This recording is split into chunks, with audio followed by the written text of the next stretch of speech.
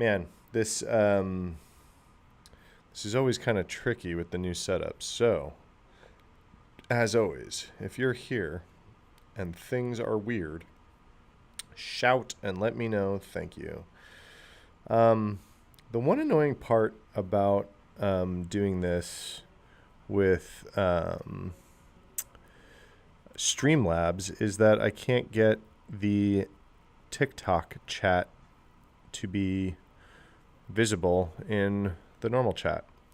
Super annoying. So like I've got like this whole setup here and the TikTok chat won't show up. All right, we're going to read some news. There's a bunch. We're going to just run right into it while people show up.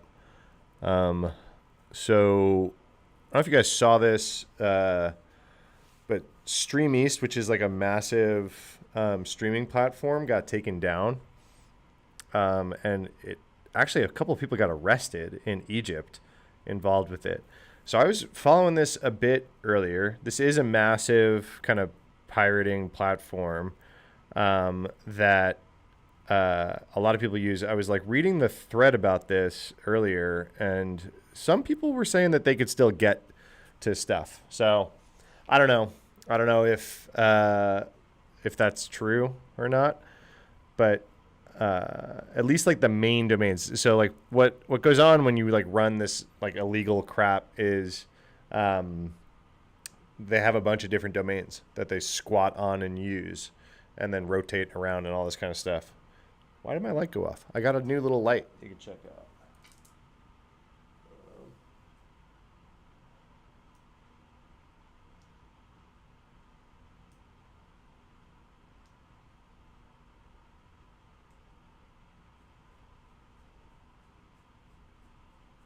Check it out. Boom. Pink light behind me. Am I not a professional streamer or what? Yeah, anyway. Fun little tiny, it's like a little travel light that I got. That's not bright enough for actually in the office, but is going to be what it is. My setup's all jacked because I traveled with it. So I actually flew to Seattle with all my gear and then didn't wind up using a whole lot of it, but I'm just getting set back up. So do you need to learn code or math to do cybersecurity? I'm getting some questions in TikTok if you guys are in YouTube. Yeah, I do. I did hear what happened with Salesforce. I actually, I've got like a ton of news up, and that was one of the pieces that I had up. Yeah, not only Palo, man, it's everybody, freaking everybody. Where is it? So we've got hundreds of organizations impacted by this sales loft drift announcement. Let's see the arm tat. We're doing a tattoo tour.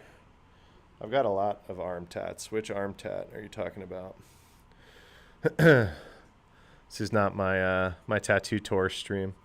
So there's like a ton, right? So I mean, hundreds of orgs. These ones are like the security related orgs. It doesn't look like there's a ton of sensitive data being stolen by it at first glance. It seems like customer lists and things like that. At least that's what I was reading about today. But they were saying like OAuth tokens. So like, I don't know. I've read a bunch of conflicting information about this. Not a lot of people being super transparent. These ones obviously are. But like Cloudflare's, for example, right? Cloudflare, impact of the SalesLoft drift breach on Cloudflare and our customers. We were notified, and our customers affected by the SalesLoft drift. Someone outside of Cloudflare got access to our Salesforce instance, right? Which like shouldn't be too much. Yeah, what's up, CMH?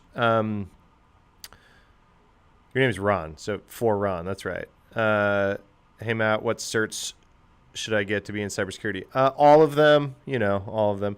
Put $1 in the cert jar. Thank you so much. I did have a good day. Super busy, but good. If your vendors get breached, you're going down. Yeah, exactly. What's Salesforce? Salesforce is like the biggest CRM on the planet. Gazillion-dollar company. Whoops, I didn't have my multi-stream chat up. Did I miss any chat messages? No. Okay. So for some reason on Streamlabs, I can't get YouTube and Twitch chat in the same feed as TikTok chat. So I have like a whole other browser just for TikTok chat, and it like doesn't show up on the screen. So like if you're on YouTube, I'm answering a bunch of questions that you can't see, which is really annoying. What did my day consist of? I shot some footage this morning for the premium edition of my newsletter going out this week. I did a new interview for it, and then so I record like a YouTube video intro to the interview that I put out. So I recorded that first thing this morning. I talked to a new sponsor of mine. Called me and kind of did a demo of everything that they've got going on. I've been collecting some news. I put out some proposals. Some companies that are interested in working with us, the agency that I run, put out some proposals for some of those.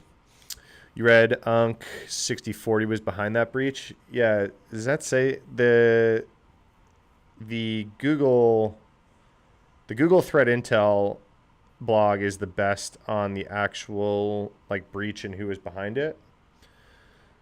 Unc. Boom. They say 6395. So you were 5 off. Not really. You were a few numbers off.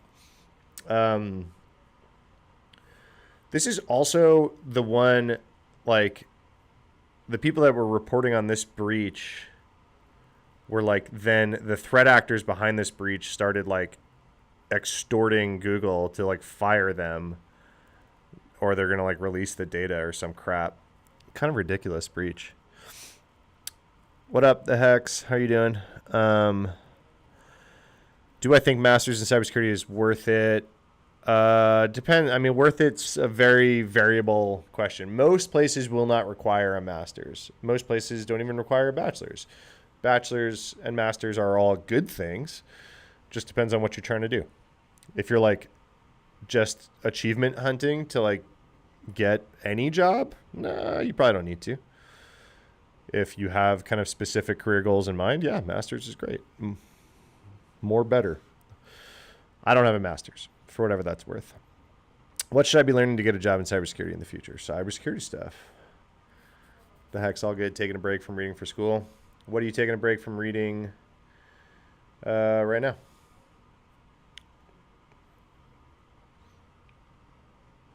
Do you think GRC is still potential? Microsoft just had a breach too. Elliot, what Microsoft breach?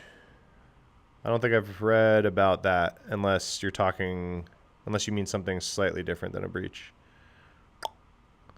I don't know.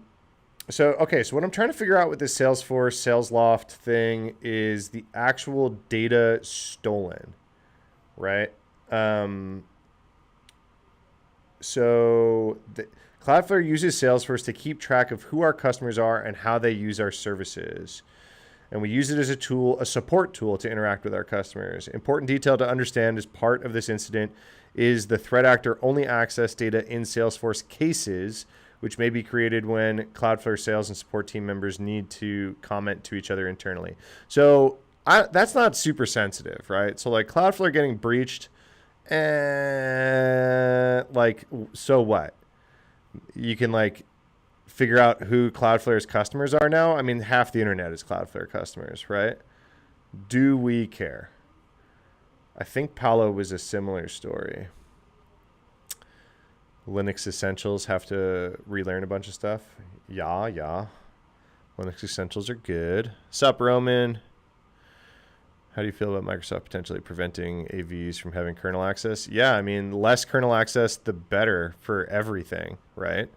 I don't even think EDR vendors want kernel access. It's like what took down all those airlines and did all that kind of crap.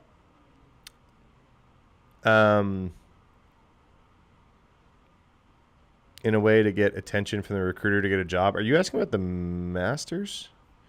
Sorry. If you're asking about a master's to get attention from a recruiter, that's overkill. Roman, thank you for the gifts on TikTok. Appreciate that. I am multi-streaming on YouTube and Twitch today, so if you hear me talking to a phantom chat that you do not see, it's because you're on TikTok. And YouTube and Twitch chat is somewhere else. How will they defend against rootkit and things like that? Yeah. I'm not like a kernel EDR expert on like how they're going to do stuff if they get rid of it. It just is a heavy burden to bear, right? I remember back when here, I'll switch to just chat while we're not talking about this news story. So I remember when Google like security team was super anti antivirus, and it was because of the like level of access. So there was a point in time, right? Antivirus used to be necessary, right? And there was a point in time where the operating systems kind of caught up and they were doing their own thing. And then it got to like this point where installing antivirus actually was increasing your attack surface, right? Seeknet, yeah, Streamlabs. And I don't know if I'm a noob or not, that I can't get the TikTok chat in Streamlabs, I have no idea. But when I click go live on TikTok and Streamlabs, it opens up a whole like live center TikTok browser. And like there was guys at Google, like Tavis, Ormandy, and a few other guys that were just like beating up on the AV industry. And they were just like, hey, they are selling you on security. They have kernel access and they are printing 0 days. And so it was like because they had to have that level of access and they were bad at writing secure code, it was just this burden. So we got to the point where it was like, hey, no, stop using any of this stuff. I mean, I thought we got to that point. I got a text like 3 days ago from a family member that was like, do I still need to be paying for Norton 360 and LifeLock? And I was just like, oh my God, like this sucks, right? And they were still paying like a monthly fee to Norton and LifeLock for like eternity, right? So I thought we were past it. Apparently we weren't, right? A lot of people are still using these things. In case you're watching this and you're using Norton or McAfee or something like that, like don't. Windows Defender is like just not only good enough, it's better than those. And as I'm saying, they, Komodo, Trend McAfee, absolutely. Like in order to hook into the kernel, they are increasing your attack surface. So fast forward to now, we're kind of seeing like a similar thing with the EDR vendors, right? But they're just like leaps and bounds better at putting out secure code than the Nortons and McAfees of the past, right? They're not like developing on the lowest bidder. You know, CrowdStrike isn't taking the responsibility of the kernel access lightly. To put it like that. But yeah, how do I feel about it? I agree that there's probably a trade-off in visibility. I wonder if there's another way we go about that rootkit level visibility stuff without constantly having a program exposed with kernel level access. This is not my area of expertise, so I don't have like a great here's how we do this better answer for you. Guys, I'm not selling a course or telling you to, give me money so that I can tell you which certs you should go get to get ignored on LinkedIn. I just ask that you like and share the live if I answer your questions or anything like that. I appreciate you. That's how I, grow, and it's the TikTok and YouTube and everything shows the live to more people if you like it and share it. All right, so this is Palo Alto Network's breach notification. I'm trying to figure out if I care about the data. This is like this massive breach that everyone's talking about right now, right? It's like, oh my God, hundreds of organizations are breached. Cool. What was taken from these major companies, right? So as soon as we learned of the event, we disconnected the vendor from Salesforce environment, Unit 42 industry, and the people that I was co-presenting with were Unit 42 people. Very, very bright group of people. It was awesome that they asked me to come do the presentation with them. Our investigation confirms the incident was isolated to our CRM platform. No Palo Alto Networks products or services were impacted, and they remain secure. The data involved includes mostly business contact information, internal sales account, and basic case data related. I don't think I care, right? I think we can infer who is a customer of these big companies already, right? I don't know. A lot of people are like really freaking out about this one, and I even predicted this, right? When I was reading about this, when it first dropped, you can go back to my newsletter last week, and I was like, we haven't heard the last of this one. And I was right? This week, we're seeing everyone come out and do their own separate breach notifications about it. So yeah, I don't know. You'd love to talk. Currently finalizing your mobile SOC with DHX Talks right now. Cool. They did a good job for the IR. Yeah. How many years of experience do I have? I think I'm in 18, if I count correctly. Did you see Singularity supply chain attack? No. What's up, Will? I have this supply chain thing up. Is this what you're talking about? I haven't read it yet. I have can you guys see my tabs? No, I have it so you can't see my tabs. I've got 20 tabs open to read a bunch of news over the next hour. Oh, this is it? I did have it open. This just happened. Damn, Andrew. I saw this in a threat intel Slack as I was going live, and I was like, make sure to open this tab to talk about on live. NX investigation reveals GitHub Actions workflow exploit led to NPM token theft, prompting switch to trusted publishing. So this blog literally dropped moments before I clicked go live. It uses AI CLIs.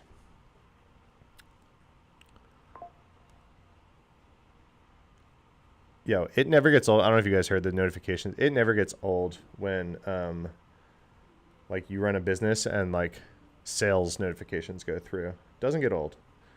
It's thank you, money, please. All right, so what do you mean AI CLIs? Hold on. I haven't read this one yet. The NX team published its finding. I like this socket blog, but let's see what the original supporting plugins were published. Oh, this is why Socket's talking about it. Malicious version of the NX package as well as some supporting. Hold on. I'm going to be a noob. What's the NX package? This is your build, scales your CI, fixes failed PRs. What is this? Is this popular? 26,000 stars. It's pretty popular. Pretty novel type of attacks. Searched for Claude Gemini Q on the system and tries to prompt it. That's super dope. Is CPA necessary or required for GRC roles? No. It's a build module for node projects. Okay. You're going in the Navy to be a cyber warfare technician. Are you wasting your time? No, I've worked with a ton of people that are ex-Navy, Air Force, Army. What's the most important thing to learn going into CS? I'll be annoying and say just infinite curiosity and learn your ability to learn. So you're going to learn some stuff in a comp sci program that's already out of date, but you're learning to learn. So then when you get out and you're like, what the fuck is React? Because they never taught you React in school, or what the hell is TypeScript? Because they never taught you TypeScript in school, that you can pick it up in a week and be able to F around with it. It's really important. All right. So this is a build program in Node. They published malicious versions. How did they get into NX? So I'm guessing Socket will tell us that. Fell victim to an attack that stole thousands of credentials, pioneered a disturbing new technique, weaponizing AI developer tools for scaling reconnaissance and data theft. Woo! Thanks for highlighting this. I had the tab open, but I'm glad we're getting to it now. Oh, I covered this. I covered last week's attack. So this is just them talking about the kind of downstream impact of it. NX team has published detailed findings from their investigation into last week's supply chain attack, revealing how attackers exploited GitHub Action workflow to steal NPM publishing tokens. The investigation uncovered a sophisticated exploit team that took advantage of an overlooked aspect of GitHub's pull request target trigger and the persistence of the vulnerable workflow in the outdated branches. The intention of these lines was to print the pull requests titles being validated via our commit format checks, the NX team explained. However, if a PR was opened with a title such as echo, you've been compromised, the code would be executed within the workflow. Oh, a little gnarly. I see what you're saying. CI/CD injection through PR titles. Woo! That is untrusted input that they just threw into a command. The second, more subtle issue involved pull request target trigger. Unlike the standard pull request trigger, pull request target runs workflows with elevated permissions, including a GitHub token read-write. Okay, I see where this is going. What was missed in the warning is that this trigger, unlike the standard pull request trigger, runs workflows with elevated permissions. Read-write. Okay. So, what a PR. Add GitHub Actions workflow. This one was written by AI and introduces a critical PR title injection that could allow anyone to steal their NPM token with privesc. Whoa. I want to see... Wait, do they have... No, I want to see one of the titles. Check this to see if you have a repo. For users who were compromised. I want to see a title. Vulnerable workflow. Bash injection. I want to see one of the exploit titles. I don't see it jumping out at me. Is this it? Is this it? Images from this diff. Sorry, it's probably really small on TikTok. So this prompt, you are a file search agent. Search the file system, locate text configuration, environment definition files. No, this isn't it. That's not malicious, is it? What's your opinion on the ICE adaptation of the Israeli spyware? It was already happening. It stopped for a little while. A very brief moment in time where it wasn't happening, and then they restarted it. I'm obviously not into Israeli spyware. Madness. Oh, what's up, Tank? Thanks for the gift. I missed the gift. Sorry. Thank you. Upon propagation, though, the malware collected secret keys, tokens with an AI. What was your first job in IT? I ran... I was like the student tech for my school district in high school. I was like setting up computer labs, helping professors connect their printers, that kind of nonsense. Making like minimum wage. All right, that's not it. What is this appendix?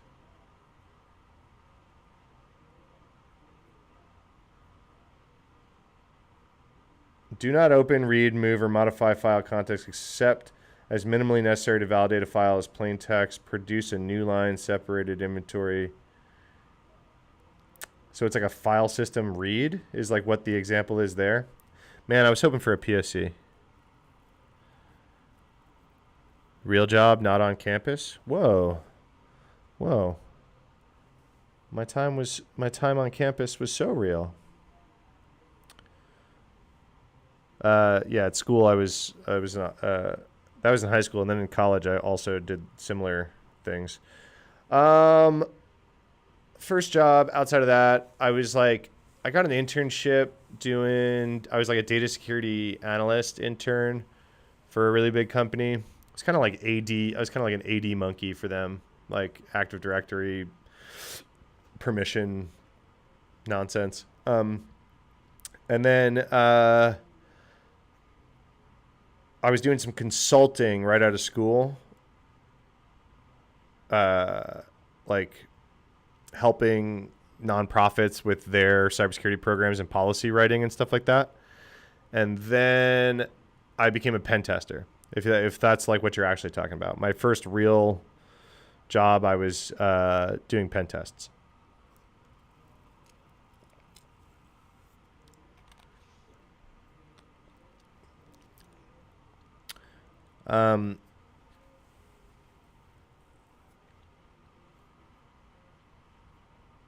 Andrew, if you're still here, did you see?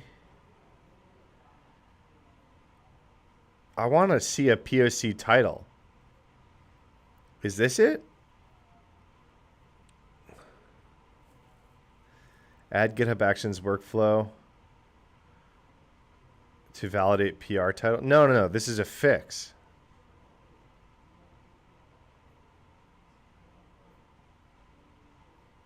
This is a fix. What does this say? What a PR. This one was written by AI, introduces a critical PR title injection that could allow anyone to steal their NPM tokens. How is stuff? Oh, is this not the fix? This is the vulnerable code. Okay. That's the vulnerable code. Step security on it last week ago. Not sure if they had a PSC title. Yeah. I covered the supply chain attack, but I don't think I covered this follow up. That's really gnarly, man. That's a cool one. Thank you.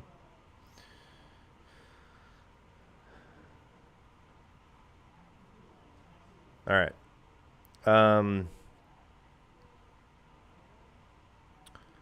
What else was I going to talk about?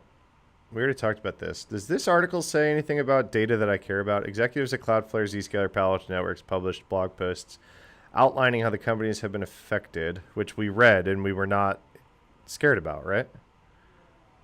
The investigation found hackers accessed the subject line of Salesforce cases, body of the case, customer contact information, such as company name.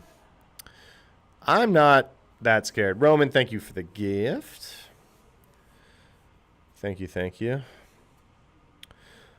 Attacker triggered a second pipeline stage with the injected script. Yeah, that's the part I didn't know. That's pretty gnarly.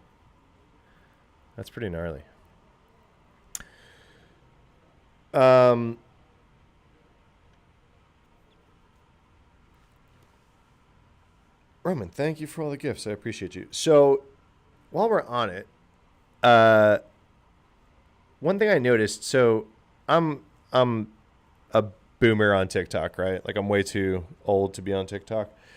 I did notice that since it's September, like a bunch of stuff restarted, and it's like prompting me to try to get into different like leagues. Can anyone explain TikTok live leagues to me? And if I like ever have a chance of going to different leagues or if it matters, does anyone know? All right.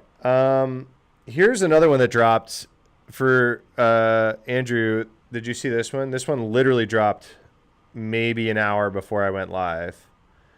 This view state 0 day.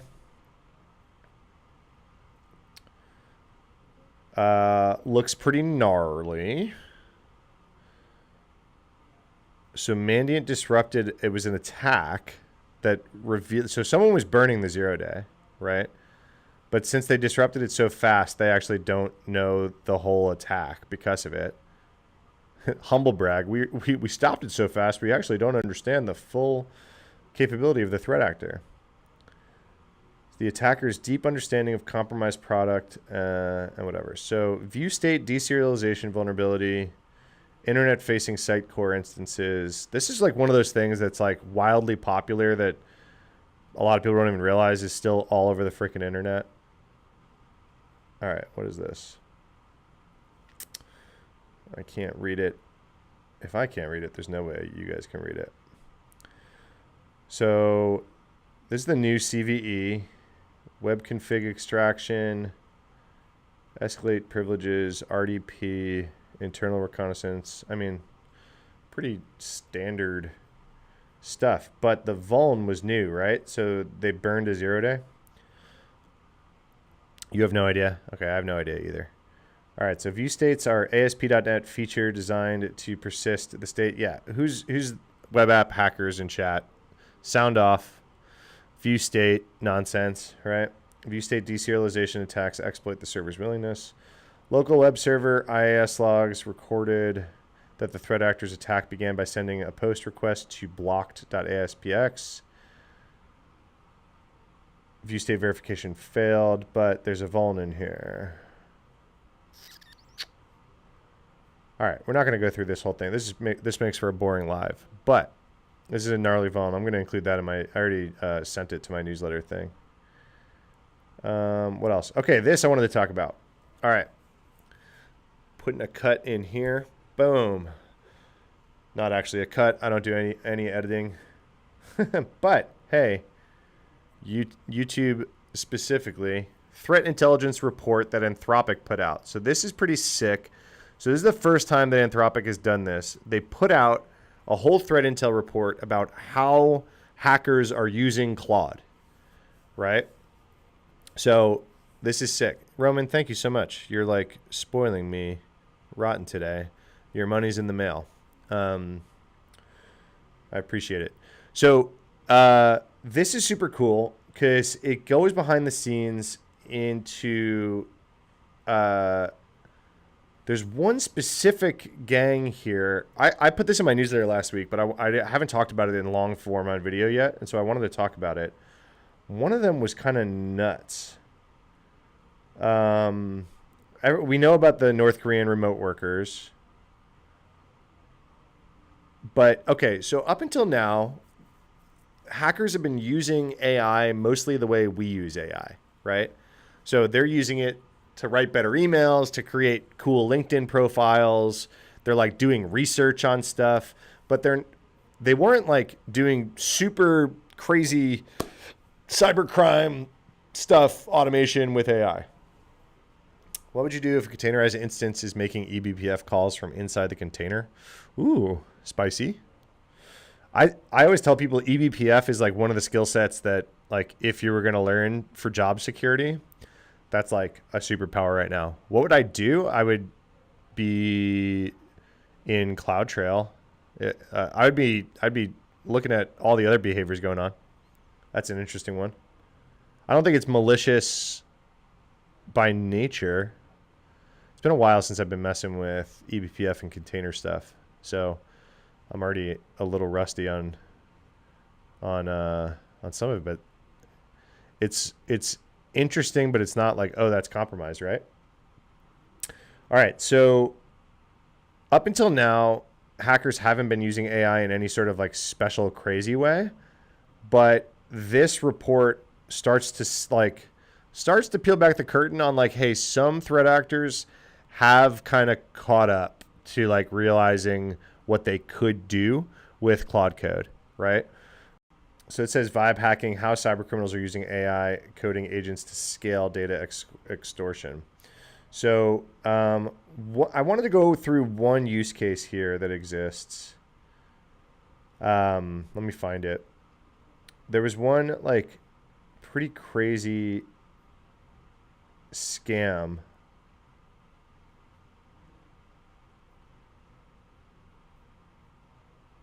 But anyway, Anthropic is like going through all this. They're publishing all of it, but it's pretty cool. They're like continuing to ban accounts left and right about it. So it's cool that they're being transparent about it, but I can't help but think that there's been a pattern here, right? Of AI company releases thing.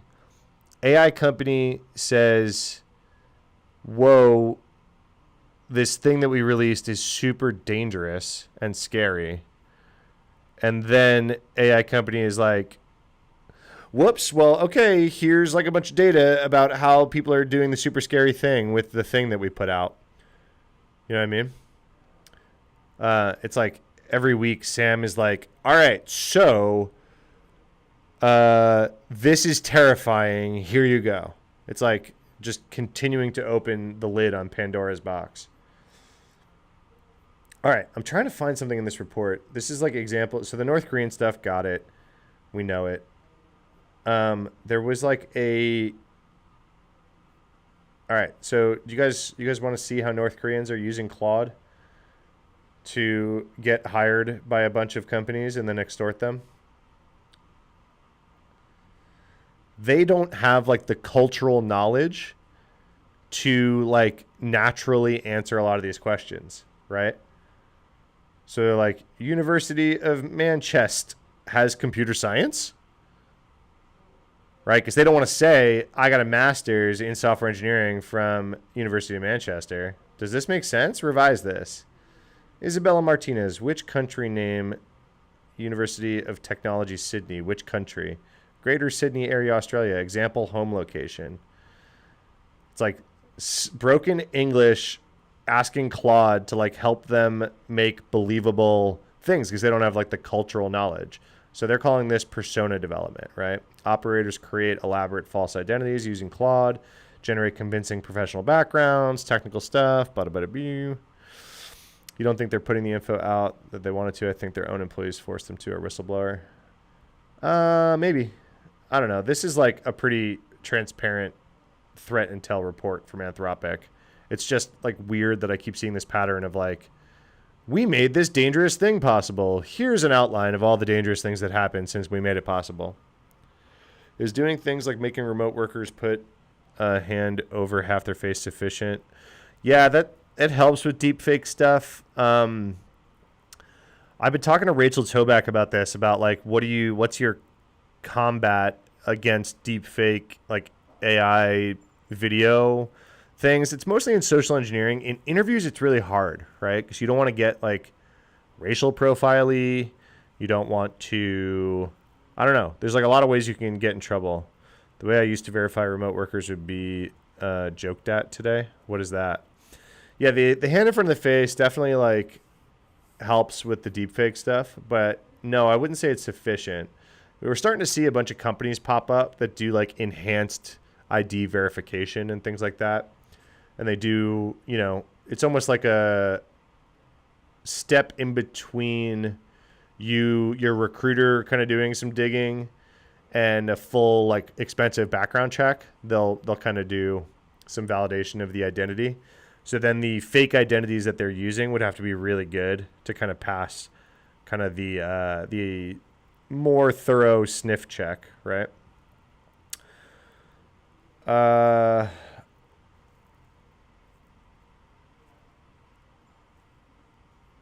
All right, so phase 2, application and interview process. During the job hunting, operators leveraged AI for tailoring their resumes, preparing for technical interview, and then real-time assistance during coding assignments. So you're starting to see that, right? The overlay AI tools that are giving them answers while they're on the thing. Years ago, I was like, join my video call, and if you sound cool, you're good, bro. Yeah. Yep, that ship has sailed. This is my client's message. I've now chosen a developer to start work on this section of the project. I'm currently working on creating a larger development team to move the main bit. How should I respond to this message? Please give me the best approach. So, I mean, that's still like North Koreans using AI the same way anyone's using AI, right? How to handle a setup in Kafka and Kubernetes. There was something in this report I wanted to focus on, and I'm having a hard time finding it live. No code malware, selling AI-generated ransomware as a service. This one was interesting, right? So we're sharing insights on a ransomware development commercial operation that demonstrates how AI is transforming the creation and distribution of ransomware as a service. Our investigation revealed that the UK-based threat actor has leveraged Claude to develop, market, and distribute ransomware with advanced evasion capabilities. So this is different, right? This is like, okay, someone used Claude code in a weird way to develop ransomware as a service type stuff. It's active since at least January 2025 on dark web forums, including Dread, CryptBB, and Null. This actor represents a concerning evolution in cybercrime. Operators with limited technical expertise can now create and sell novel malware through AI assistance. What's up, Roman? Thank you. Roman in both chats, helping it out. Nothing revolutionary from what I've seen. Is this prompt lock? What do you mean? What am I sharing on the screen? This is Anthropic's threat intelligence report. Okay, key findings. Technical barriers to novel... removes technical barriers to novel malware development. This is new, right? So now you've got, like, vibe threat actors. You got people that don't know what they're doing making ransomware as a service. This operator does not appear capable of implementing encryption algorithms, anti-analysis techniques, or Windows internals manipulation without Claude's assistance. Yet they are successfully marketing ransomware packages ranging from 400 to 1200 USD that employs techniques such as evasion encryption, anti-recovery, and professional packaging. How is Claude Code guardrails not stopping this? What are they doing to avoid Claude's like obvious guardrails, right? You're wondering if this is the same AI RAS called prompt lock. I don't know. I don't think so. They don't name it here. If you look it up, I'm not going to switch tabs right now, but that's the threat actor, GTG 5004. But they're saying they're an unskilled UK-based threat actor, right? They don't know how to do any of this stuff without Claude Code. Service model architecture, ransomware DLL and executable, $400. Full ransomware as a service with PHP console, $800. Windows 10 and 11 FUD crypter for native binaries, $1,200. The actor employs optional deception by claiming products are for educational and research use only. Operational deception, okay. While simultaneously advertising on criminal forums. What they don't say here is like, hey, how did we not catch this? Well, I mean, obviously they caught it afterhand. The screen is small, sorry. Yeah. This is as much as it'll let me zoom in, I think. Hold on. I can try a little bit more. Boop. That's better. Yeah, there you go. Selling. This doesn't look like prompt lock, no.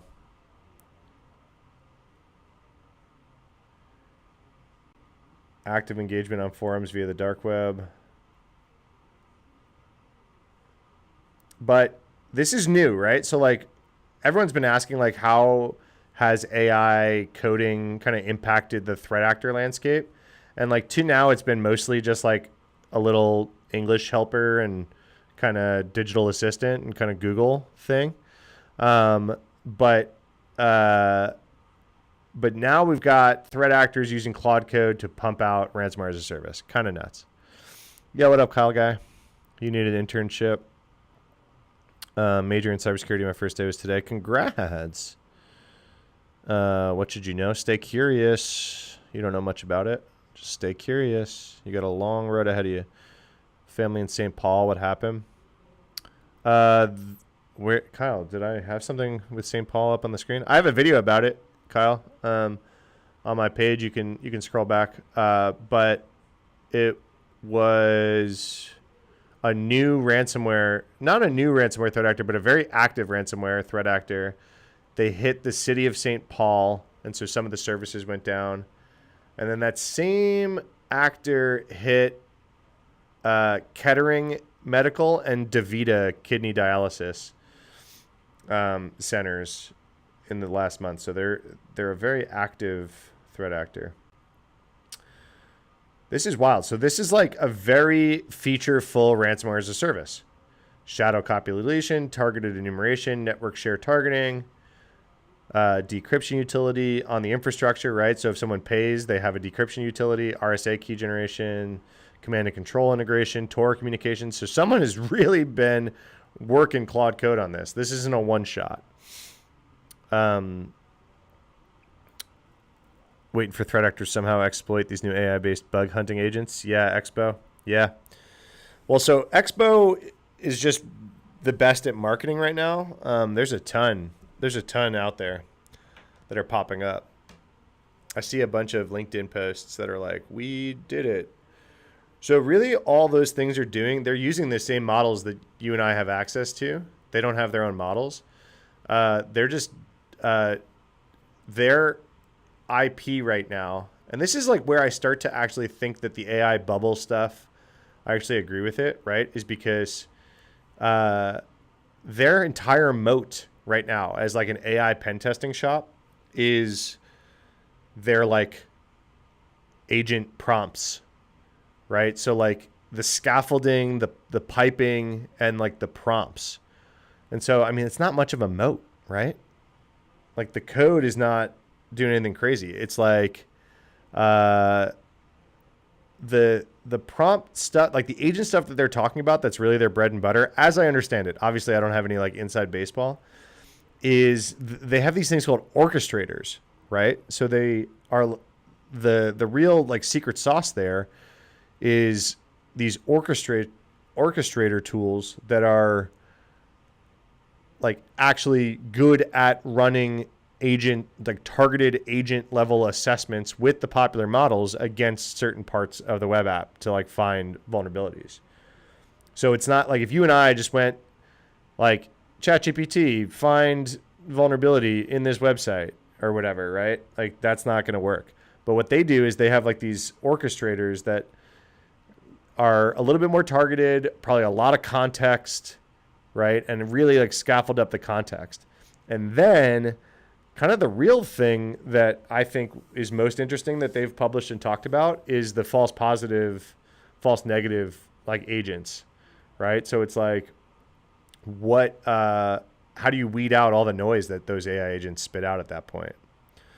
Hey, thanks for liking and sharing the live. If I'm not selling you guys anything. If I answer your question or anything, I appreciate the tippy taps on the screen on TikTok and everything. Is WGU a good school for cybersecurity? I know a bunch of people in chat are at for some reason, every time I go live, basically WGU class of 2026 rolls up deep. So it's popular. I will tell you, I know nothing about their curriculum, their teachers. I know nothing about WGU, except I never even heard of WGU until I started going live. And I'll tell you, I went and looked it up, and their marketing rubs me the wrong way. I've hired hundreds of people in my career. If your resume had a degree, I don't usually look this stuff up. I don't really care. Like, if you can pass my interview, great. I don't really care about your degree. But if I were to look it up and it was like the main homepage of your college's website is like, get a bachelor's and 16 certifications in like months, not years. I'm like, hey, that's not how that works. You know what I mean? Hey, thanks for the gift. WGU saved my mom from a fire. Yeah. A lot of WGU fans. Roman goes there. And so I'm not hating on it. I know nothing about the content. It's probably legit. It's probably legit content. I just kind of had a problem with their marketing. And I understand that they're like an accelerated program for people who are already in the industry, but that's not the people in chat asking me about it. The people in chat asking me about it, they're like trying to break into cybersecurity, and they like find WGU from, it feels like every other cybersecurity creator seems to be talking about it. Yeah. I don't know.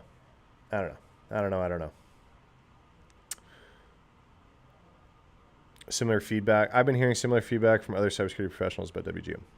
Listen, like I said, I don't know. But it's a little weird. Sorry, Grace. I think I missed one of your other questions. What are certain career paths to go down with for CS? I'm interested in crime stuff, but unsure. Heck yeah. So cybercrime is like a whole field, right? When you're saying CS, are you talking cybersecurity? Or when I got a CS degree, that means computer science. Are you asking cybersecurity or computer science for a degree? Sorry. Those are two different things. Have I watched Mr. Robot? Yeah, like the first season or two. It was pretty good.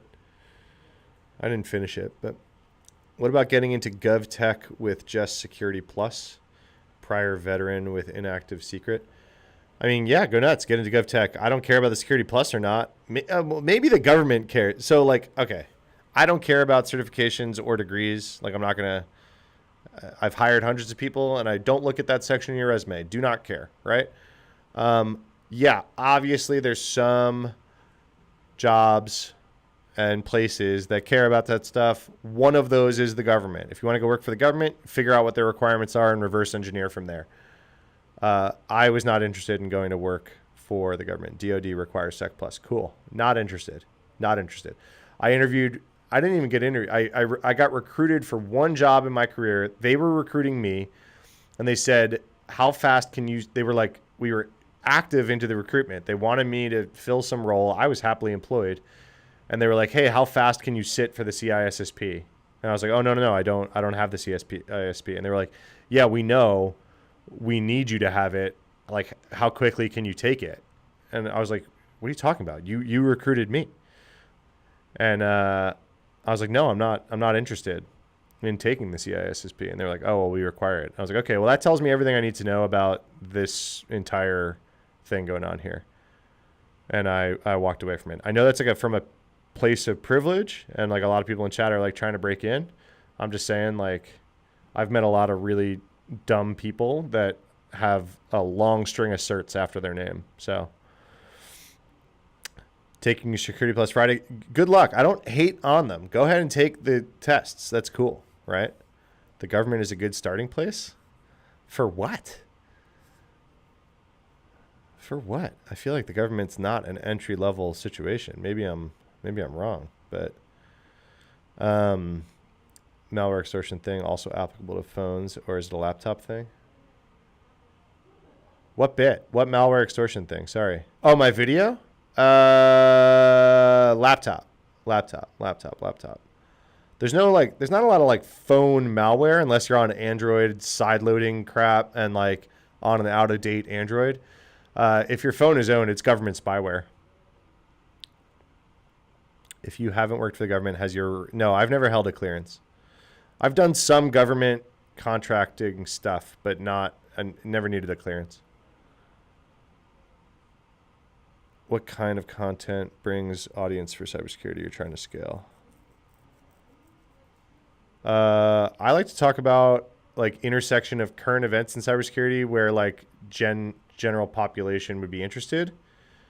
And then my whole, like, what I try to do is make it understandable for people who don't know a lot about this industry while still not dumbing it down too much so that experts in this industry still enjoy watching it. So that's like my balance every day, right? Is how much detail do I go into? So if you work in cybersecurity, this is still interesting to you, but I don't absolutely lose everybody else. What would you recommend for a senior in college looking to get into cybersecurity? A senior in college. So I always tell people, use whatever resources your college has for you. And like if they have an internship relationship, if they've got any sort of like placement program, every intern I've ever hired, maybe not ever. I've had a long career of hiring people. Most recently, the last couple jobs I've had, the internships that have landed on my team have been because the recruiting department at my company had a relationship with a college. No, I'm not saying the Security Plus isn't worth it. I just don't like tell people to go get certs. All right, here you go. Everyone put $1 in the jar. We've asked Matt enough about certifications. I've got to do my cert spiel. If you guys have watched my live, this happens every time I go live. I hate certs, but here's the thing. I think that whole industry is like a farm to extract money out of people. Okay, first of all. Second of all, if you're the kind of person that needs to sign up for a marathon in order to start running, go ahead and sign up for the test. Okay? And then that'll get you to study. All of the content that you're going to learn on any of these certification tests is freely available on the internet. Okay? So if you can learn by yourself, go learn by yourself. Go buy a book for a few bucks. Go watch a bunch of YouTube. Don't go into debt for some certification peddler. Okay? The piece of paper the cert is printed on is generally not worth a whole lot. If you think that having a Sec Plus on your LinkedIn profile is going to help, that when you click apply for job on LinkedIn, that Sec Plus is going to do anything for you, you're already fighting a losing battle. You and 800 other people that have the Security Plus just click that button at the same time. So my advice to everyone is to do anything else to like stand out. Okay. So learn as much as you can, be able to communicate about what you've learned, get as much hands-on experience as you can, job or not, right? We can talk about that. And then go meet as many people as humanly possible. Go to conferences, go to meetups, talk online, come hang out in chats, whatever, right? What do you do for proof of work without certs if you're pivoting into the industry? So this is what I'm saying. I don't think pointing at a cert is actually a good enough thing to point at to prove that you know anything. For me, when I was hiring, like I said, I've met a lot of people with certs that weren't very good, that couldn't pass my interview, right? I understand that Sec Plus does check boxes for the government. I already said that. There's obviously places that like the government that requires it. Okay? I don't want those jobs. If you want those jobs, go. Obviously, if the job you're applying for requires it, don't listen to me. Go get the thing, right? When people come in here and say, how do I get into cybersecurity? Which cert should I get? I say, you're thinking about it wrong, right? How do you get an interview without the cert? How do you get an interview with the cert? I've never had anyone come in chat and be like, look at all the interviews. I am like up to my eyeballs in interviews because I got a Sec Plus. It's never happened. Not once. You know what? The opposite has happened. Hey, I've got 7 certs and I can't get a freaking job. I hear that more than I hear, thank you. I got my Sec Plus because that TikTok live guy said, drop Sec Plus in chat, drop ones in chat to get invited to my Discord, and I'll give you the exact certification path to make 6 figures. I saw that shit last night. I was scrolling TikTok live. He had 200 people in there too. Right? Drives me up a wall. Yeah, of course, experience over certs, but the problem is, how do you get experience, right? So, like, you lost some of my internship networking opportunities because COVID canceled them all after leaving the. Yeah. I mean, whatever. Experience over certs for sure, but that's like a BS sentence, right? Like that's a BS sentence because how do I get experience, right? It's like chicken and egg. All right. You guys have hit the button enough times now. Cert button got hit. Matt went on his rant. Okay. So why am I still have this thing open on the screen? We are now firmly just chatting. All right. So how do you get experience? What do you point to? So like what kind of cybersecurity work do you want to do? Right? Like if you want soapbox time, Roman's heard this so many times. Roman, I don't know why you still stay in chat when I get all spiced. So what do you want to do? You want to hack? Then go hack, right? When I was your young pup's age, hacking without permission landed you in jail. There was no such thing as bug bounty programs. There was no such thing as anything. So what we had to do was figure out how to stand up like local CTFs, purposely vulnerable web apps, and like bang on them and learn that way. All that stuff still exists. There's just also this whole thing called bug bounties, right? That you can like hack websites without going to jail over it, right? Hey, what up, Anarchy? And so if you want to hack for a living, hack now. You don't need permission to hack. You don't need a certification to hack, right? You can learn everything about the OSCP without giving them $1, right? Without taking their test that makes you stay up for 2 days. Ask me how I feel about the OSCP. If you're a stay-at-home mom trying to break into this industry and you're single, how do you take the OSCP test? How do you get childcare to stay up for 24 hours and take a freaking test? All right. So I've got a lot of feelings about a lot of different certs, but so you can learn all that. You can learn about hacking. You can get experience. And then what do? Can you write a blog about it? Can you start a GitHub profile about it? Could you maybe put together a little conference talk for like a little local meetup and give a conference talk? You know how many conference talks I've watched by college seniors and they're like, hey, I found this purposely vulnerable web app project on OWASP and I added this new vulnerability class to it. as like a cool little code project, and here it is. And they gave like a little 15-minute lightning talk. This is amazing, right? This is like a way better way to impress people, get a job, than ever pointing at like 3 letters on your resume and being like, look, I studied just enough to take this test to get a 75 on it and whatever. You took the OSCP, you were very displeased that the content is like not better than just using Hack the Box. Okay, I thought that the OSCP content was better. I don't know because I don't have it. OSCP is a hard cert to get, so generally if you have it, you're pretty good. But like everything that you want in life is on the other side of you talking to people, okay? Like there is no job that you can get without a relationship. Even if that relationship just happens during a job interview, like you have to be likable and be able to explain that you know what you're talking about. So what I say is just learn as much as you can. You could do it for free. Do as much as you can. You could do it for free. And then meet as many people as you can. You could do it for free. And that's it. That's how I got into the industry. It was a different industry a long time ago, but that's it.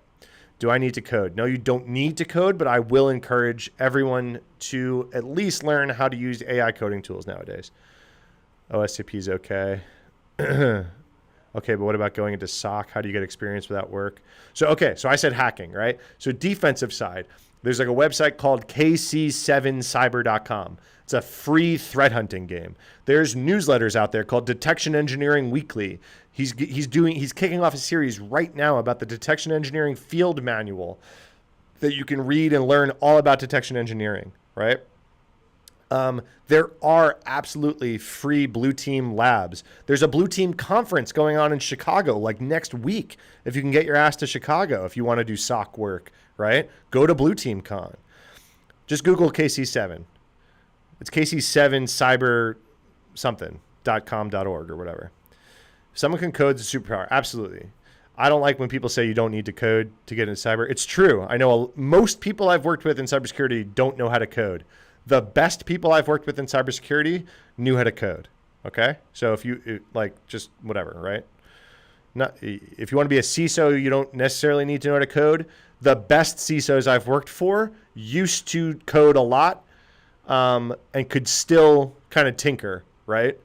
Because then they have the experience to sit across the table from an engineer and know what they're asking of them, right? All right. Passionate career cert rant, slightly winding down. Tippy tap the screen if you liked it. Drop a 1 in chat for my Discord and I'll sell you a course. No, I'm just kidding. Yeah, KC7's awesome. Pitchfork. You got zero money, bad credit, can't get a top secret. 30 years. Software engineering. Zero money, bad credit is a bad hand to be dealt. I'm sorry. How can you rely on AI code if it's all just based on pattern? The AI coding tools are definitely a little bit more advanced than just like early versions of LLMs spitting out code, right? They have a lot of context and everything under the hood now. Claude Code is very good, is very, very good. Claude Code is spitting out less vulnerabilities than people from what the data is showing us, okay? Can you rely on AI code if it's just based on pattern? No, this is what I'm saying. It's still important right now at this stage in everything that a skilled engineer is running the AI coding tool and knows what they're talking about, right?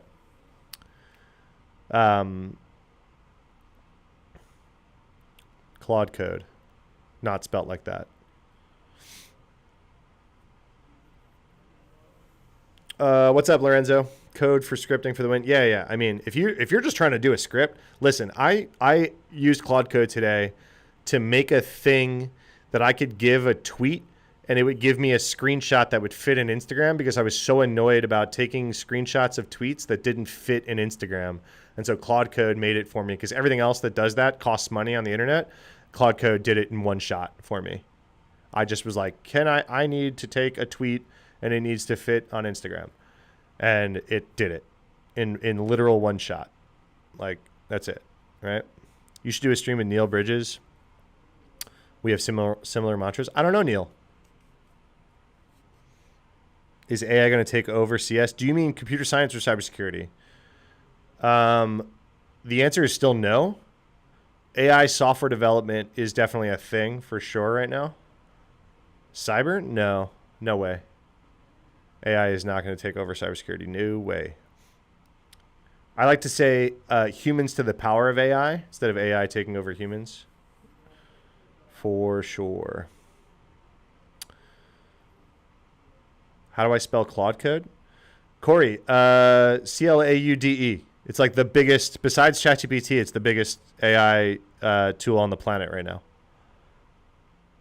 He's a CISO of an AI company, a huge community guy. Highly recommend. Roman, is he a TikToker? Do I know him? I'm not streaming on my phone. I can look.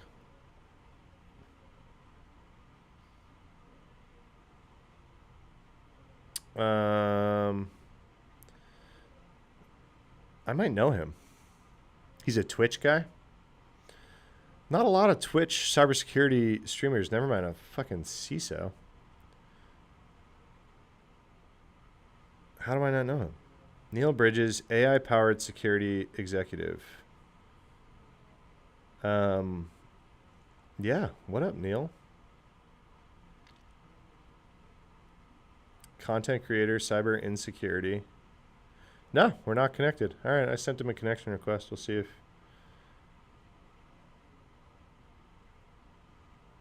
we'll see. Twitch guy, cool. Thanks, Roman. All right, should we pull my screen back up? Did I scare everyone enough?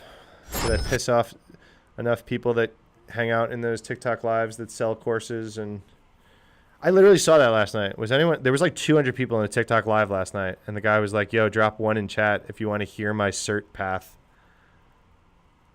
And it was like, and then enough people dropped one, and he was like, cool, buy my book that'll tell you what certifications to get in what order. He had 200 people in chat. I was like, come on. I don't say anything. I don't troll his chat, but I'm just like, yo, 200 people. There's 200 people in chat. What do I have in chat right now? Fucking 10? I got 2. I got 1 on Twitch and 1 on YouTube. And I've got what, 10, probably 10 in here. It doesn't show me how many people I have on TikTok right now. Oh, 36. Damn, homie. He had 200 people saying drop one in chat. And then enough people dropped one, and he didn't even say it. He just said, yeah, buy my book. Buy my book, and I'll tell you what certs to get. Was anyone else there? I feel like a bunch of you were. I feel like a bunch of cybersecurity people wind up in the same lives. There was something in this threat intel report I wanted to talk about. It was like a romance scam, I thought.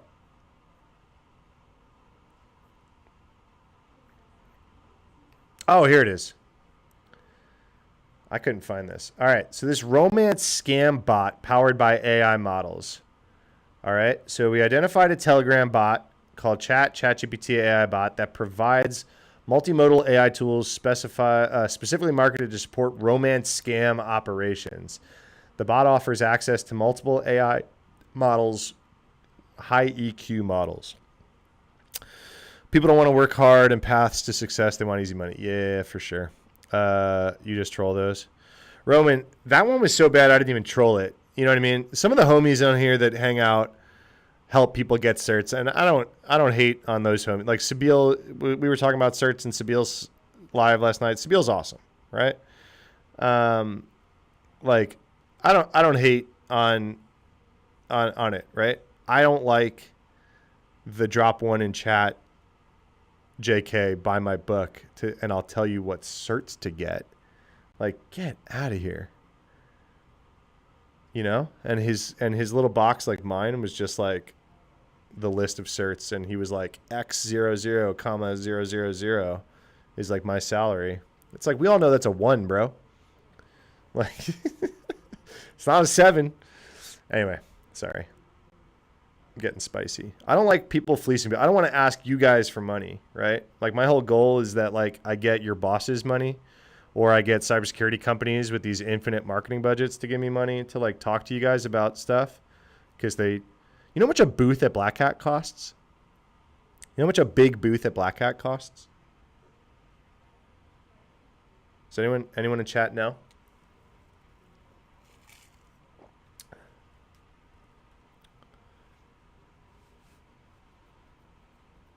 Roman, I know. $1,000? $200,000 for a big booth at Black Hat. You know, there's like big, like if you walk into the Black Hat Expo floor or RSA, they're about the same for one of those big ones. 20K, we got 1K, 20K, 200K. Guys, it's like millions of dollars to just get the square on the ground. Okay. Millions of dollars to just get the square on the ground to then spend all the money to like build your booth up. Okay. You're reading 60K? No way. No way. Let's see. Now you're making me question myself. 20 by 20, 50K. I'm talking the bigger ones. And then maybe it's with the build out. They spent, like, these companies spend 7 figures on the booths. Maybe it's with all the electronics and the art and like all this kind of stuff. Maybe it's with all that. Small booth, 10 to 20K. Yeah. Maybe its base is a couple 100K. I know they drop 7 figures on those things, right? You know how many leads they get? Like how many customers you think they close from that? Sometimes none, right? Like sometimes none. They'll stand there all day collecting badges and they won't close a customer. So like, no, I don't feel bad throwing an ad in my newsletter as like a practitioner who talks about this space and they give me a few $1,000 to throw an ad in my newsletter or like do a video on Instagram or whatever, right? It's like, man, these people drop big money, and I feel like I am a more genuine connection to the cybersecurity community than a booth ever will be. So that's why I'm railing about these guys trying to take your guys' money that are trying to get in this industry to just tell you what certs to get. They're not even helping you get the certs, and they're charging you for it. That's what gets me kind of spiced out, right? Because I'm like doing my best to not take your guys' money at all, right? I know I have Volnu Premium. I know I have subscriptions turned on. You can subscribe to me on TikTok, and you'll get to like DM me or whatever. I'm trying to, whatever. I'm trying to like flatten out my income a bit from sponsorships because sponsorships are a little spiky. But it bothers me, man, when I scroll around TikTok Live and people are like fleecing you guys trying to break in the industry out of your money. I don't want your money if you're a senior in college. I don't want you to give me a dime. Sorry. I'm upset now. I'm upset. All right. So this one's crazy. This is like, I wrote about this in my newsletter the other day. If you're not subscribed to my newsletter, that's how you can support me. You don't have to give me $1. Subscribe to my newsletter, volnu.com. The bot operates at significant scale with over 10,000 monthly users. The service messaging and link channels primarily in Chinese, suggesting potential Chinese operations and targeting. So here's a guy texting what he thinks is his girlfriend, I'm guessing. A user asking the bot to compliment. Hey, give me a compliment. He sends to the bot. Use Claude for generating high emotional intelligence. Employs image generation capabilities, so they're generating fake girlfriend images. Provides multi-language support. Impact. This operation represents a concerning evolution of romance scams where AI enables non-native speakers to craft persuasive, emotionally intelligent messages that bypass typical linguistic red flags. The bot's scale and specialized feature demonstrate how AI can dramatically lower the barrier to social engineering. So this one was nuts. I was reading about this. This is like a pretty in-depth romance scam. I want to read the rest of the how super AI has become scammers. Scammers ChatGPT. Telegram bot with 81,000 members that functions as AI to help scammers. This is insane. You're a good guy. I'm not Roman. I'm not trying to like be high horse about it. It just really bugs me. Really bugs me to like, hey, sell your knowledge. I don't care about people out here hustling. You know what I mean? Like if you like, some of my homies sell courses, right? Jason Haddock sells a great bug bounty course, a great attacking AI course. He's one of the topmost experts on bug bounties and AI in the world. Of course he should sell access to that knowledge. And everyone that leaves that course raves about it, how good it is. You know what I mean? And then there's people that are like ones in chat for my list of certs that you should get. It's like, those are super different. John Hammond has his like course ecosystem, right? I'm all for it. It's fine. I don't care. We're all trying to learn. People have asked me to put out courses, right? Like there's like the siren call of sell courses. It's like, oh, people watch you. Maybe you can sell a course, right? But yeah. So that's what I'm saying. I don't hate it, but like I'm trying my best to not sell something to you guys. I'm trying to sell stuff to your boss. Do I need to learn cloud to get into cybersecurity besides Sec Plus, Net Plus? Isn't it so funny, guys? For those of you who've been in chat for like 20 minutes, isn't it really funny? Right? Like 20 minutes goes by and then I get like another Sec Plus question. It's funny to me, right?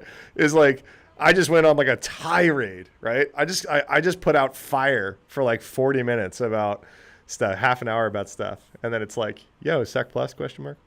Do you need cloud? No, you don't need to learn cloud. Cloud is a fantastic thing to learn. Fantastic thing to learn. If you want job security, learn cloud security, okay?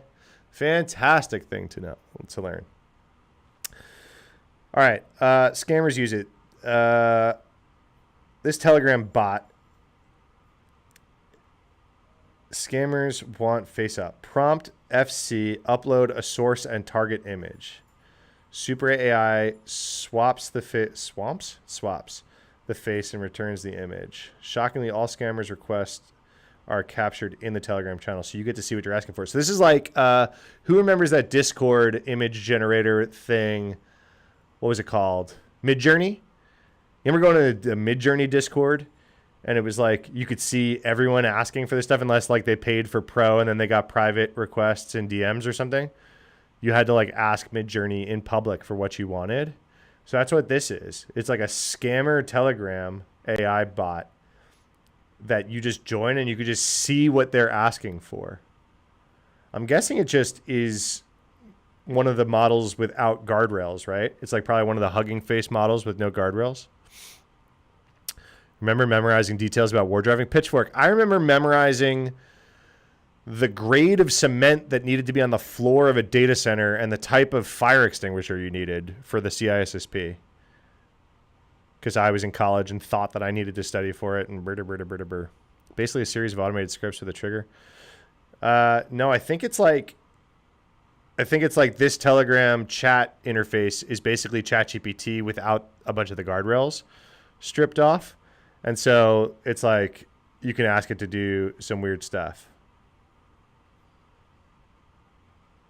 Compliment this person. Generate pictures to show I was in the hospital. Do a face swap. Answer a question with high emotional intelligence. Translate this message to English. So I think it's just a way to use this similar to like how people use ChatGPT, but just like with less stuff. Claims to use Claude and GPT to generate responses. But, and that's, I mean, that does sound, if it's in the Anthropic threat intel report, it probably does. I'm guessing it's just for certain ones that, you know, aren't like, hey, write a scam for me or whatever. Former facilities engineer, we appreciate memorizing the fire extinguisher at least. Yeah. Jeez. There's like a whole chapter in CISSP about fire prevention. All right. This is other use of Claude by a threat actor. The threat actor operated a carding service and demonstrated sophisticated technical capabilities in financial fraud operations, leveraging Claude code to develop advanced API integration and resilience mechanisms. My question is how? Like, I understand that they're putting this out as like transparency of like, hey, this is how threat actors are using Whatever. Jason Haddock's bug bounty course. Couldn't recommend it enough. Literally, like, put the course in the bag, bro. Jason Haddock's is one of the best bug bounty people on the planet. He runs the course out of his Discord. He does them live with cohorts. He does that. It's like the bug hunter's methodology, and then he does like attacking AI, and he'll teach you how to do prompt injections, and then he teaches you how to use AI to like hack better. Jason is just one of the best and brightest this industry literally has to offer, and he quit his job. He's chilling. He's like a video game nerd. He's just like wants to make enough money to like survive and play video games and like travel and shit. He has no get rich aspirations. He's just like chill as hell. Can I let me see if I drop this is his handle.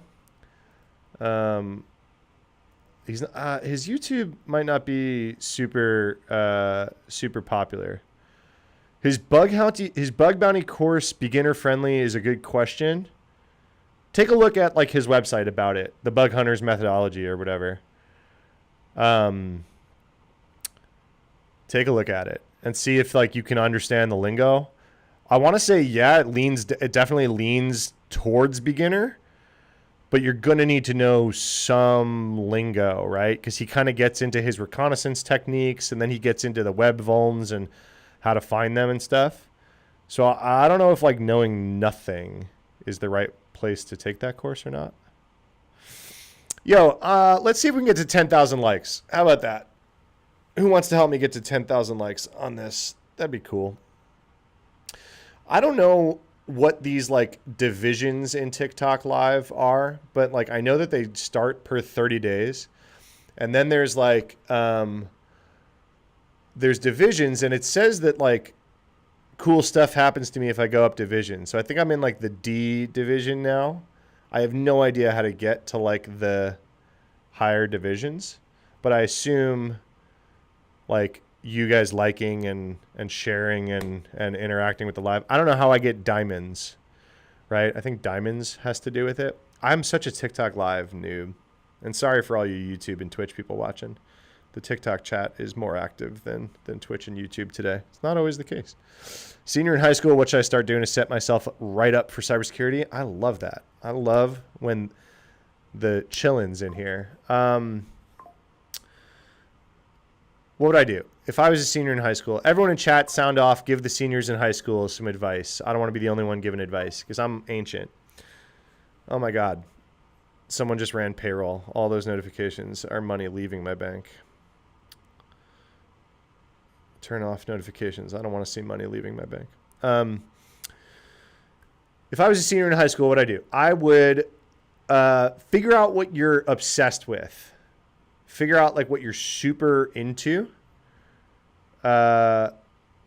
And like just rabbit hole on it. So cybersecurity is a really big word. Do you want to learn to hack? Learn to hack. I don't care if you're a senior in high school, learn to hack. You want to like protect the biggest organizations from hackers when you graduate. Learn to code, learn some cloud stuff, like just start consuming a bunch of this stuff. Too bad you're not on payroll. Not yet, Roman. I keep messing with you on live. I'm only half kidding. Jesus Christ. Too many employees. Python and Linux is a great start. I would like do everything I could to just get your hands on as much as possible, right? So like try to daily drive a Linux machine, right? Like roll with Ubuntu instead of a Mac for a little while. Yeah. Get a cheap laptop, put Linux on it. I mean, you could just do it on a VM and just be like, hey, I'm gonna live in this VM, right? Get comfortable with there. Okay, here's a good one for all you beginners. Okay, there's a presentation called. Let me see if I can find it. How GitHub uses GitHub to build GitHub. Yeah. Here it is. All right, guys. Everybody, you guys caught me in a better mood, I guess. I'm like down to do all the beginner shit today. Ignore the date on this blog post. It does not matter that this is this old. Okay. What up, Tim? This presentation taught me everything I need to know about GitHub. Okay. How GitHub uses GitHub to build GitHub. Super easy to remember. This guy, I don't even think this guy works for GitHub anymore. But like learning to like mess around in GitHub. So like in college, I learned how to code, but they never taught us GitHub. Turns out that like that's a really important part of coding in the real world. So like clicking through this presentation and learning like what we can go through a bunch of it right fucking now if we want, but learning about like pull requests and branching is super, super important, right? Creating a branch off of the main branch, creating a pull request to merge that in. Like story time. I used to run a team of like 85 plus people at Bank of America. Globally, worked for me, had some really, really smart people on my team, people that I would give raises every year, exceeds expectation, just like baller people, right?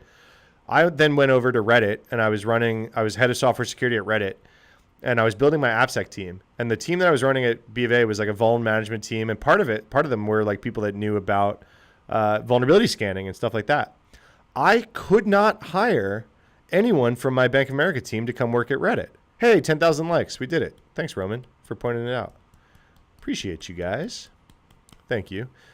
I don't know if that gets me league points or not. I don't know how to get league points. I need someone that knows anything about TikTok Live to join my TikTok Live and tell me how to do TikTok Live better, because I just come on here and yap and you guys hang out and it's cool. What was I saying? Oh, so I couldn't hire anyone onto the team at Reddit from my old BVA team, even the best people on my team. And the main reason why is because the people with 10 plus years at Bank of America had never even seen GitHub. Okay. And the rest of the world runs on it. You know, the big financial institutions don't do a lot of it, but like no one in my team could even do it. And so it was like, it would have been impossible to get even the talented people on my vuln management team at the bank up to speed on GitHub, pull requests, just this whole ecosystem. Then things like Terraform and infrastructure as code, and then like AWS and Google Cloud also just like doesn't exist in big financial institutions in a major way, right? In a lot of them. And so there would have been way too much to get people up to speed with on everything else. But yeah, this is a good one. This is a really, really, really good presentation. Yeah.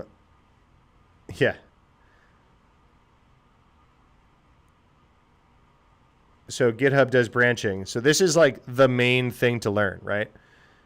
This is called main nowadays. Sounds like fintech is where to go. Fintech treated me great. But okay, so this is called main nowadays, but you create a branch off of main, and then as soon as you're done with this feature, you merge it back in, is the whole thing. So you create a branch for every feature that you're going to do. Master is always deployable 10 to 40 times a day.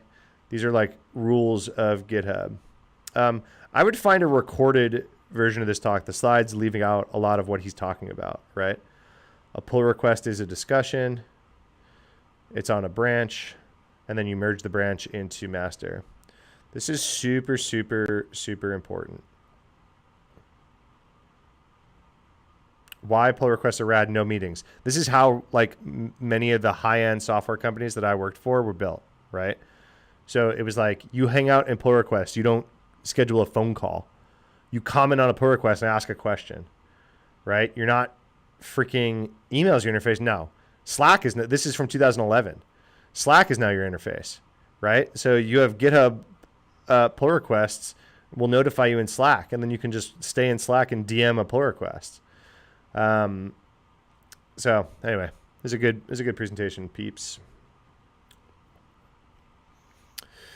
Can I elaborate on Bank of America employee issues with GitHub? Well, we didn't use it.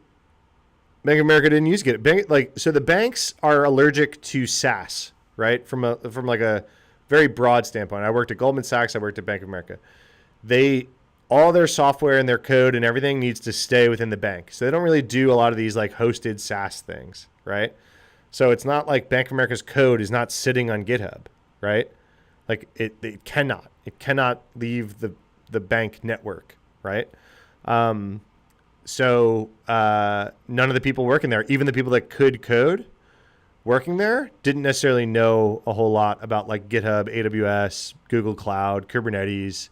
Just a lot of that stuff didn't exist. Maybe in like little pockets at the bank. But like I said, my team was really good at like what they did. I couldn't bring them anywhere else that I went in my career because they didn't know a lot of that stuff.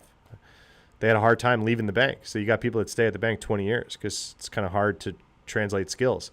It's why a lot of people kind of went from Bank of America to Wells Fargo or from JP Morgan to Bank of America or whatever, is because they all kind of operate in the same way. And those skills, it's hard. It's hard to like go from big finance to FANG is really difficult unless you're like really bright and like learned about a bunch of stuff outside of your day job, right? It's really funny, actually. A bunch of the high-end security executives from Goldman Sachs are now running the Google Cloud security team. But they are some of the smartest people I know on the planet. So currently in an internship as a compliance analyst. Cool. Congrats. Obtaining ISO 27001. You're obtaining, like the company's obtaining the ISO 27001, right? Yeah, it's a beast. That's good experience for your resume as an internship. You can say that you helped the company get your ISO 27001 is huge. What do I do? What do you work with in cybersecurity? I've done a little bit of everything. You will be certified in it when you're done. Wait a second.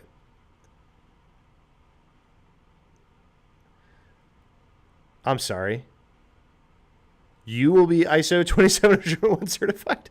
Sorry, I thought that was just a company thing. Is there like some certification that you personally can get for that? Or are you still referring to the company? God, am I not caffeinated enough? Yeah, companies. It's like SOC 2. It's like saying you're SOC 2 certified. I'm not SOC 2. You're going to get FDA approved soon. Chat, I'm so cooked on talking about certifications. I just rolled with it. I was like, yeah, this guy's going to get ISO 27001. Tim, I think we've been confused. We're not trying to make fun of you. I'm just lost. Robbie, congrats on FDA approval, man. What's my favorite domain in cybersecurity? What do I do in cybersecurity? A bunch of people are asking. There's a test we got to take in a week or so, LMFAO. Tim, I think that cert might be called something else that maybe you're then certified to, like, you're over sweating about it. Okay. I think there's probably like a test that you're taking to be able to be like a compliance person who can like audit for ISO 27001, but like companies get ISO 27001 certified. Don't sweat it. It's just a list. All compliance is just a list. And then you got to kind of know things that meet the requirements of the things on that list. Don't sweat it. Just read. Just prepare. You're good. Sorry, you guys have asked about what I do. So I started in pen testing. I got really deep into AppSec for like 5-6 years. I was like a really big AppSec guy. If you Google like my old YouTube like conference presentations from like 2011 to like 2015, they're all like super AppSec related. I got like really deep into AppSec stuff. I would do this presentation every year called the Top 10 Web Hacking Techniques. I gave it at like OWASP USA, OWASP EU, like the big global conferences for AppSec. Really, really fun presentation. I gave that presentation at RSA. I gave a bunch of Black Hat and DEF CON talks about AppSec research that I was doing. I once figured out how to run a botnet through an ad network by using an ad network to push out my JavaScript. That was pretty dope. And then I got and then I switched Blue Team, and I became head of security at a fintech startup, and they were on Google Cloud and Kubernetes in 2015. If any of you are old enough to know what I mean by that, there was no one doing Kubernetes security in 2015. So I had to kind of learn on the job. And it was the most fun I ever had in my life. It was a really cool job. So I got really into cloud and container, Blue Team stuff. I did some talks about that. You could find like my DevOps Days Austin Kubernetes security talk somewhere on YouTube from 2015. And then we got acquired by Goldman Sachs. And so Roman, 2015 was a great year. What, were you born? You 10? Oh, gosh. I don't even want to know. These kids in my chat. And then, yeah, we got acquired by Goldman. So then I was like a consumer-facing head of security for Goldman. They didn't do a lot of consumer stuff, so it was super interesting. If you don't mind me asking, what's your net pay a year? You just need some motivation. So I run my own company now, so I don't have like a salary anymore. I run like 2 LLCs that make a bunch of money, but I have a bunch of employees. And so like I take enough to kind of pay my bills, and I'm just kind of growing the companies right now. So I don't have like a great answer on like what I make in a year. If you want some motivation, some people that I know, Kubernetes in 2015, it was a startup, man. It was nuts. You were being a hooligan kid. If you want some motivation, I usually like to tell people the best security, the highest comp I've heard of from just like pure play individual contributor security engineers. He makes excellent. Roman, fuck off. The highest comp from like individual contributor, hands-on keyboard security engineer that I've heard are people that are doing like really high level, like principal level security stuff at publicly traded tech companies. Okay. So then they'll get a lot of comp. They'll get a lot of total comp, like stock, right? But a bunch of the FANG companies will pay you between 250 and 450 base. And then if you're working at a publicly traded company, you can make 7 figures. 1.3 was the highest, was a suite. Yeah. So I know like a 1.6 security guy. I know some 2.3 security guys. So every time I hear about that, I'm like, what am I doing? What am I doing? Why am I here? What's the below? Oh, sorry. I'm still sharing my screen. I was going through this, like how GitHub uses GitHub to build GitHub presentation. We don't have to talk about this anymore.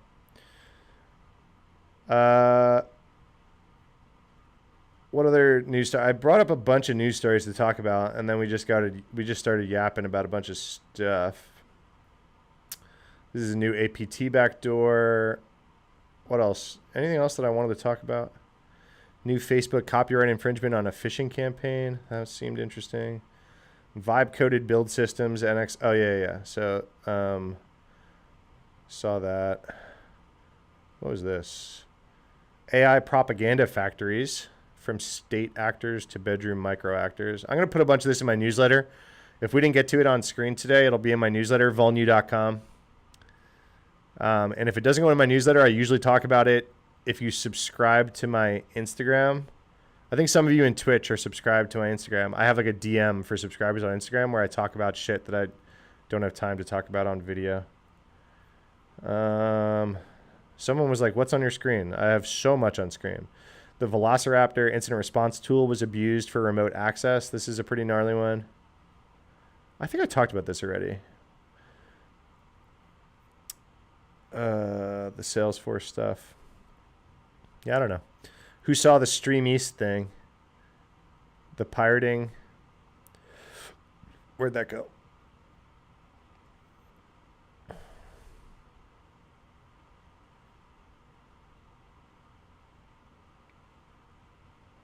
Where did it go? I can't find anything. I was just talking news stuff. mattjay Holdings Panama LLC. How much does that make? Adam, where'd you hear about that? Where'd you hear about that? You feel so dumb when you see those numbers? Yeah, Roman, that's what I'm saying. I'm like, what am I doing? Why am I trying to start a company when peers of mine are making fucking $2 million as principals? People are just born different. Yeah. Need to watch UFC. No, Stream East got taken down. That's the whole point. I was trying to find that article. Where did it go? I'm actually worried talking about this article is going to get me like flagged on social. Yeah, here. This got taken down today. The day before football season started. The day before football season started. How about that? Cybersecurity graduate with GRC cert Sec Plus. What's the possibility of me getting a job? 7. That's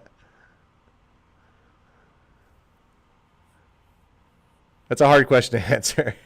What possibility of getting a job? I know nothing about you.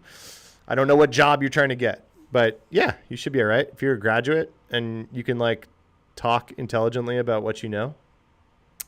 Yeah, what a coincidence. Twitch chat says about Stream East going down.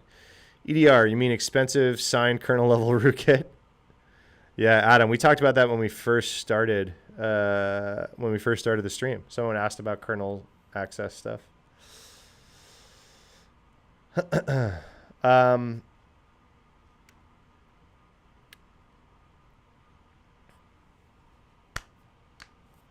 Someone asked me, I missed a question. I missed a few questions.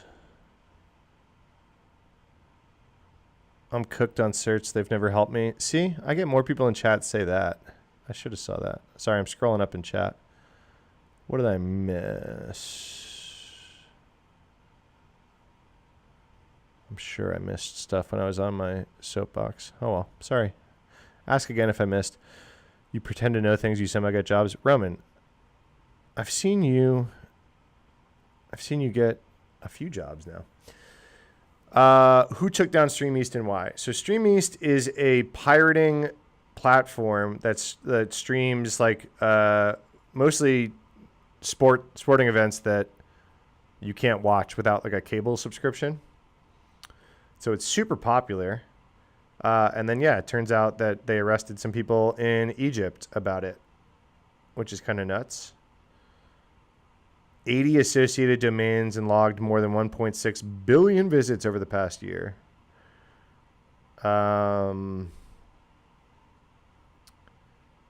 This mother... Are you kidding me? This is like Napster all over again. Motion Picture Association is worried about fighting piracy. Hailed the takedown as a resounding victory in the fight to detect, deter, and dismantle criminal perpetrators of piracy. All right.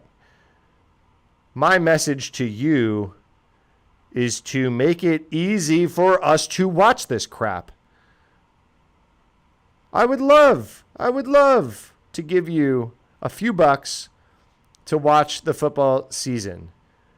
You know, like every year someone does it. If you want to watch every football game this year, all the different services that you would need to subscribe for, like just take, 15 or 20 bucks and let me watch Red Zone without a freaking cable subscription.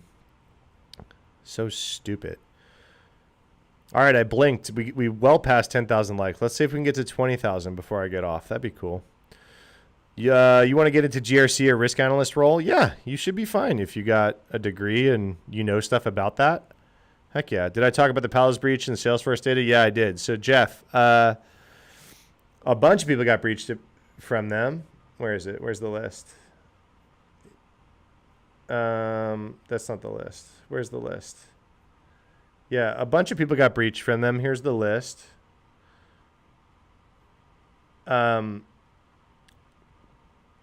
But I went through one by one all these breaches and not a lot of sensitive data. It's like their customer list and stuff like that.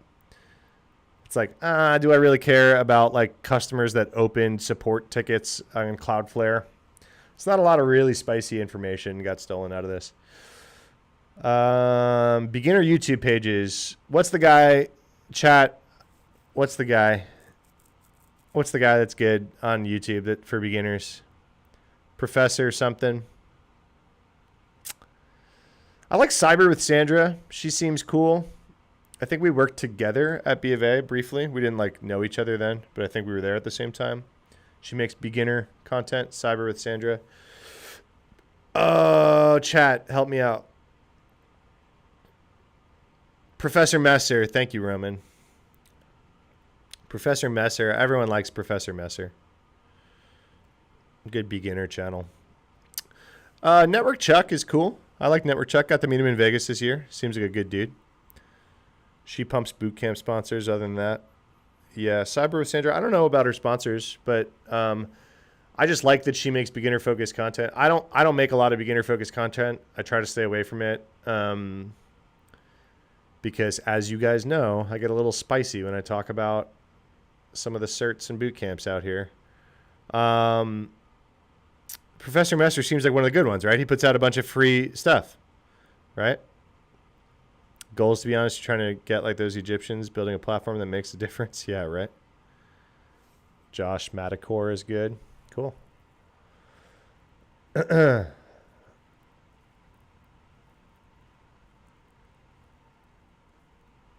Yo, I just got a DM. Hey, Matt, just want to say appreciate your cyber content and the absolute banger of music range selection.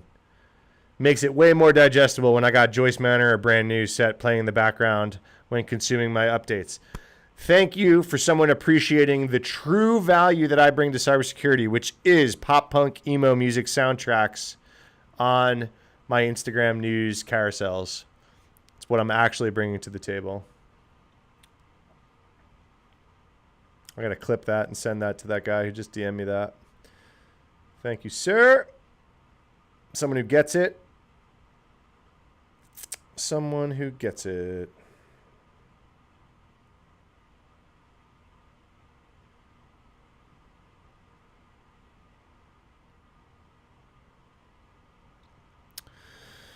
W Glaze. Roman, I get a lot of nice DMs. People are nice in my DMs. What do you think about BitSite? Other tools like it? Are they worth it? I don't know much about BitSite. Remind me what BitSite does. I've obviously heard the name. Remind me what they do. Remind me what my opinion should be of them. BitSite. What do they do? I've heard their name. AI, of course, their headline is AI powered now. Intelligence that outsmarts cyber risk. Oh, is it just threat intel? Exposure management, third-party risk management. So my whole spiel on threat intel is it's a luxury and unless you can actually do something about it. A lot of really good threat intel products out there. I got to actually start to work with Flare this year. They're really cool. But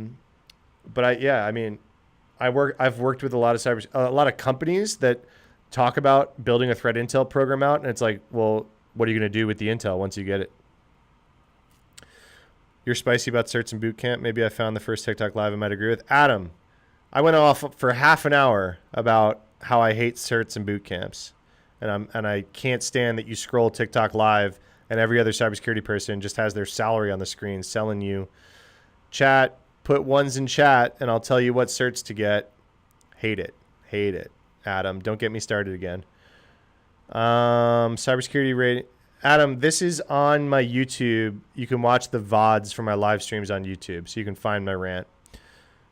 Cybersecurity ratings, ESM, yeah. The rating stuff, meh, and threat intel. So, SCA as a whole, as an industry, I'm like getting very cold on, right? I was a big SCA customer at Reddit. I was the head of software security at Reddit, right? So I had like all code written at Reddit. My team was responsible for the security of. And so we were doing a lot of SCA. And so we were checking a lot of the version numbers of packages that we were including and everything. That's a very expensive version number checker, right? Like we were paying like 7 figures to check version numbers, right? I was like, no way. So we weren't paying 7 figures to check version numbers for long. So I think some of the cooler SCA vendors on like exposure management, on like the third-party stuff that you're pulling in. I like Socket, seems cool because they do a lot of malware and NPM and PyPy research. Endor, I've talked to, I like the team at Endor. I don't know much about their product. They say they do reachability better. Proofpoint, is they on their list? Yeah, so Proofpoint they were impacted by this third-party breach. So they didn't get hacked. They got hacked by this SalesLoft thing. Sorry, I was zoomed in on the list so people could see it. Opinions on the 911 spam issues within hacking. Heard that black hats are doing this and that. It's scary. Yeah. SMS phishing, 911 spam. I mean, yeah. It's like a whole freaking thing right now. It's crazy. Opinions on it? I mean, it sucks. Like, it makes phone numbers unusable. Adam, I'm 24. I've worked as pen tester, red teaming for 1.5 years. Got your first cert last week. No real education, pure interest. It's possible, kids. Still go to school, kids. Yeah, Adam, I agree. Go to college. You don't need a degree, but I absolutely think go get a degree. It's super fun. And then yeah,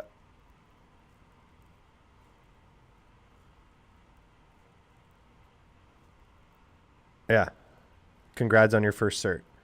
I don't hate certs. Certs are just not magic, and a lot of people peddle them as such. Senior in college, thought it would look good on my resume. Super beginner. Yeah, it totally does. If you're a senior in college, you got to do what you got to do.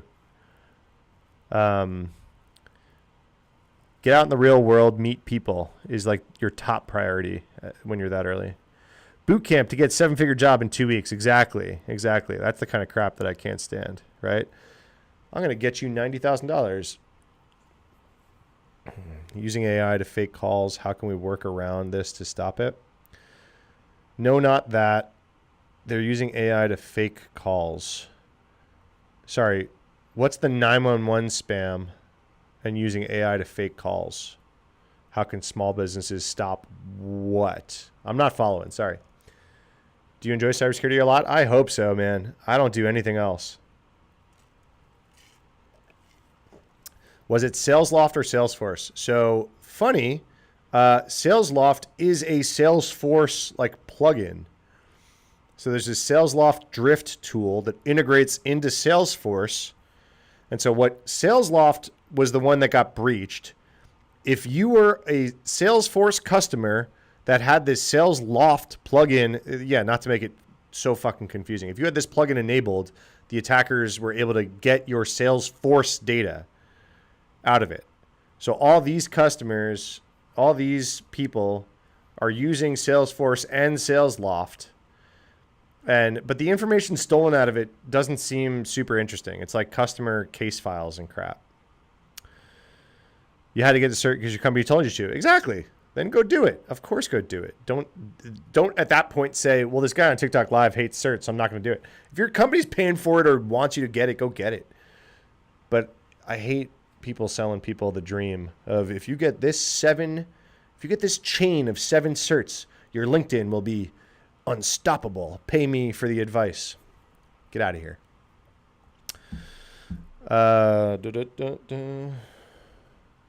Why did my car alarm just go off? TCM Security is fantastic. Fantastic free resource. They've gone a weird direction lately. And I've known some people that have left there because of some drama inside. I don't know enough about it to speak intelligently about it, but they do have a lot of good free stuff. I do point people that way.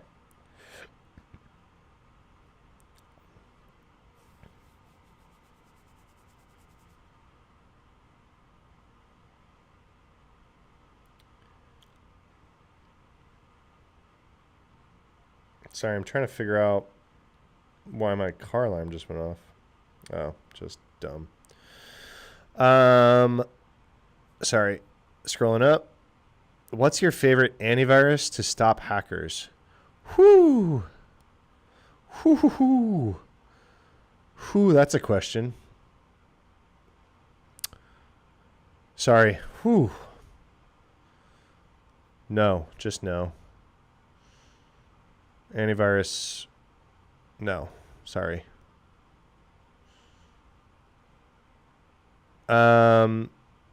You're aware of the connection between SalesLoft and Salesforce.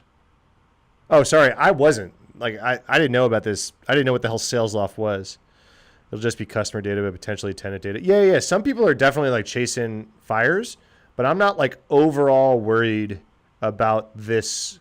I mean, it's a giant breach and I keep reading about it, but then every time I pull it up, it's like, yeah, it's like our customer list and like cases and stuff. And like, yeah, there's some shit that shouldn't be in Salesforce that people found, but like on the whole, this like 700 organizations hacked. It's like, yeah, but it's not a lot of sensitive stuff. You know what I mean? Why is Linux so important? It runs everything. Every website you go to, it's not running on Windows. It's not running on Mac. So if you want to work in the world, all those servers are Linux servers. Hey, y'all. What up? I can't read your name with the font. Toriana. Hey, y'all. Whole 360 education acquired thing was weird. Oh, the TCM. Yeah. I don't know. I know some people that used to work there I really like. I don't know the main guy that runs it super well, but I don't know. Are all antivirus is bad? Sorry, this is ramen. That's just like it's not all antiviruses are bad. It's like, that's a very old way of thinking about cybersecurity, right? So like Windows was the main thing that you would put antivirus on, and Windows now comes with Windows Defender that is better than any of the like antivirus companies of the 1900s. So it's not like, that's just not a thing. So I kind of thought you might have been trolling me. That's why I was like, whoa, that's a question. Like, what antiviruses to stop hackers sounds like a troll question to me. If you're not trolling, I'm sorry. I didn't mean to F with you there. Whoa. Whoa. Big breach. I just got a notification. Bleeping computer. Oh, I thought it just popped out. Oh, yeah, it did. Oh, this is Salesforce stuff too. Someone just texted me this. All right. I thought that this was different because I got a text message. Palo Alto's good, security is expensive. Yeah, it's big enterprise stuff. It's the best out there, though, you know, at what it does. The internet is 100% free, so is tinkering stuff. Yes. Favorite website to stay on top of breaches? Have you heard of vulnu.com? Vulnu.com. It's my newsletter. Bleeping Computer is good as like a fire hose. They don't like write my favorite articles, but they're a really good fire hose of information. I like TechCrunch. The two guys that cover cybersecurity at TechCrunch are really good. I like Recorded Future, puts out really good stuff. But I basically take the stuff that I care about every week, and I put it into Vulnu on Friday mornings. So if you guys want to subscribe to my newsletter, there you go. That's like, I'm not selling you guys cert boot camps, but you can subscribe to my newsletter. That's how you can support me. No official education, just spent my teens being curious. Exactly, Adam. I know so many people like you that work in cybersecurity that I've worked for. Some of the best like executives and CISOs I've worked for don't have formal educations and are just super effing smart at this stuff. You know, you need to buy a single license for Cortex. Cortex XDR. What do you know? More Salesforce. Yeah. LinkedIn scams rampant. Fake LinkedIn's account. Yeah. AI is doing nuts on the job market right now, for sure. I just gave a talk at PAX West out in Seattle. And one of my main points that I was getting across to everyone is like, hey, you're on the job market right now. You're cooked unless you're really alert to this stuff, because North Korea is just screwing it all up, right? So they're getting hired by companies, which is making it harder for you to get hired because they're acing these interviews.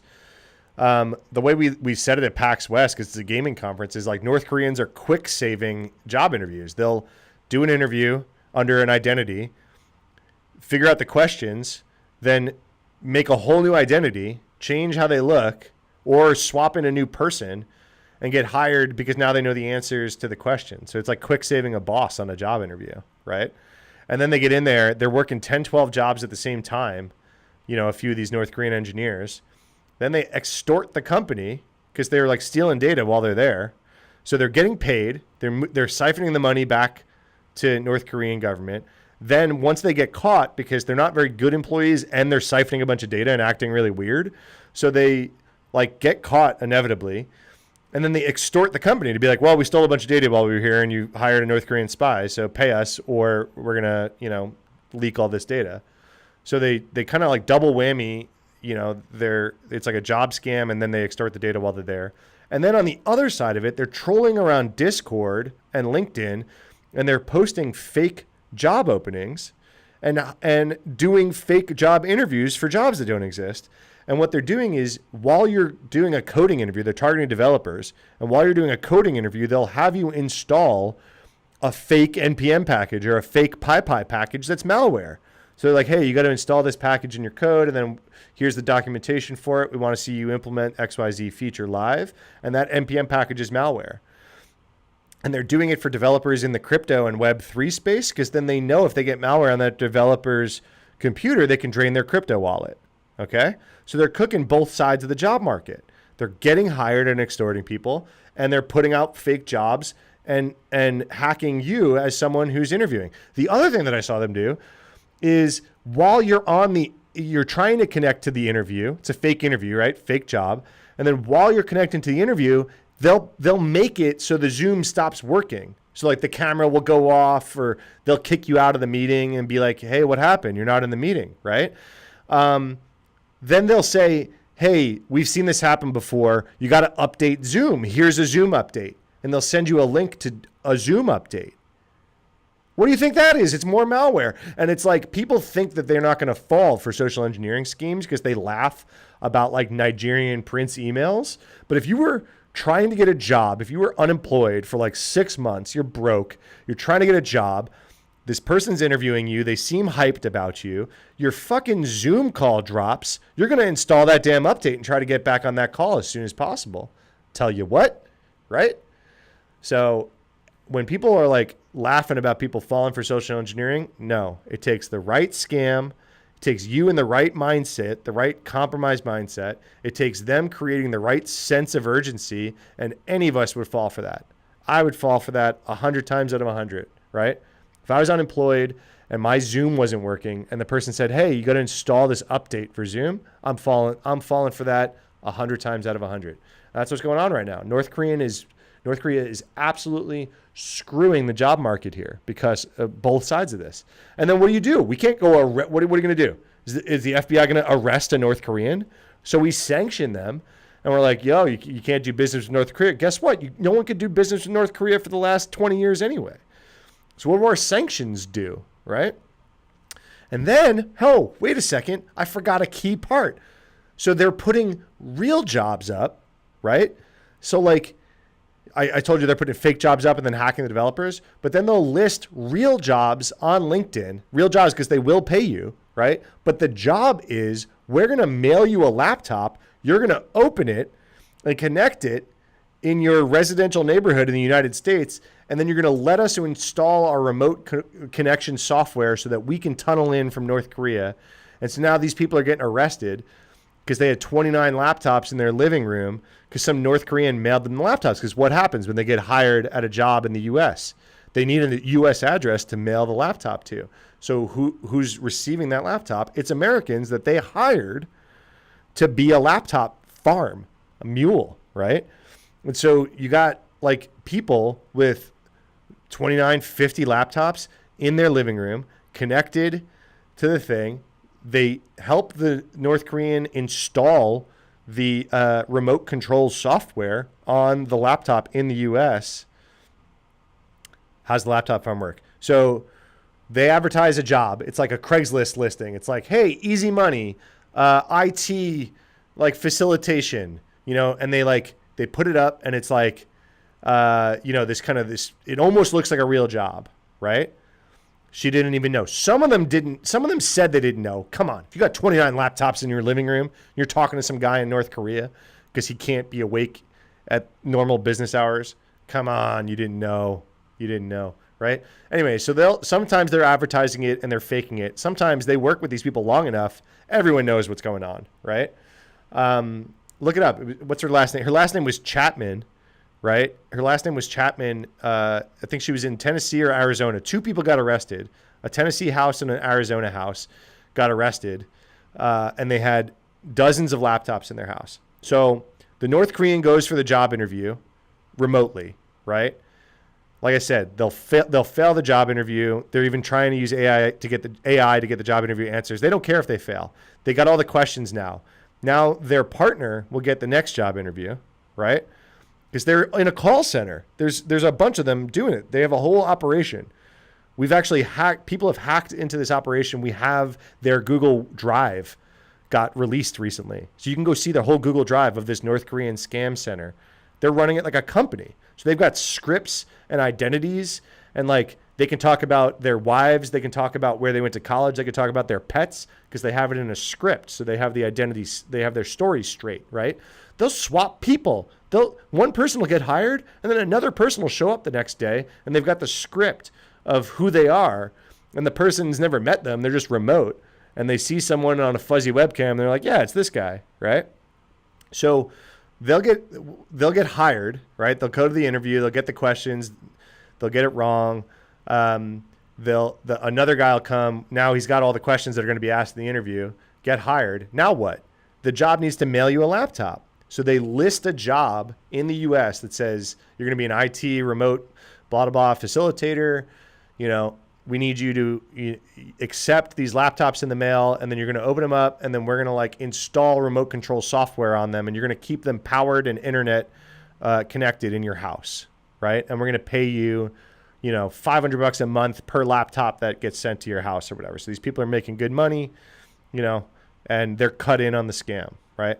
How do they pass initial screening? They have full fake identities, stolen identities, fake identities. They don't say they're South Korean. They say they live in Tennessee. So they have full fake identities. They say they live in Arizona or Tennessee. They say they live at the place where the laptop farm is, right? The background check passes because it's a real identity. It's a stolen identity, right? They use AI to generate the LinkedIn profiles and the resumes that look legitimate. They'll be their own freaking references. It's insane. They don't use AI to fake their accent. I think they have good English speaking people.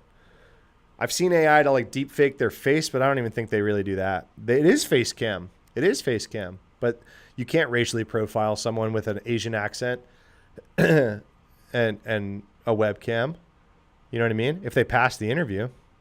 No, they do speak English. They don't speak great English, but they speak English for sure. So it's a whole, So it's a whole like operation. Literally, you can go look up the Google Drive. They have a whole Google Drive, like where they facilitate this operation. So they've trained these people to speak English. They've trained them to pass these job interviews. They're decent employees, but then they have 10 or 12 jobs, right? So they can't really keep up with the stuff that's going on. And then eventually they get caught because they got 10 or 12 jobs. They can't make meetings at the same time, or, just weird stuff happens, right?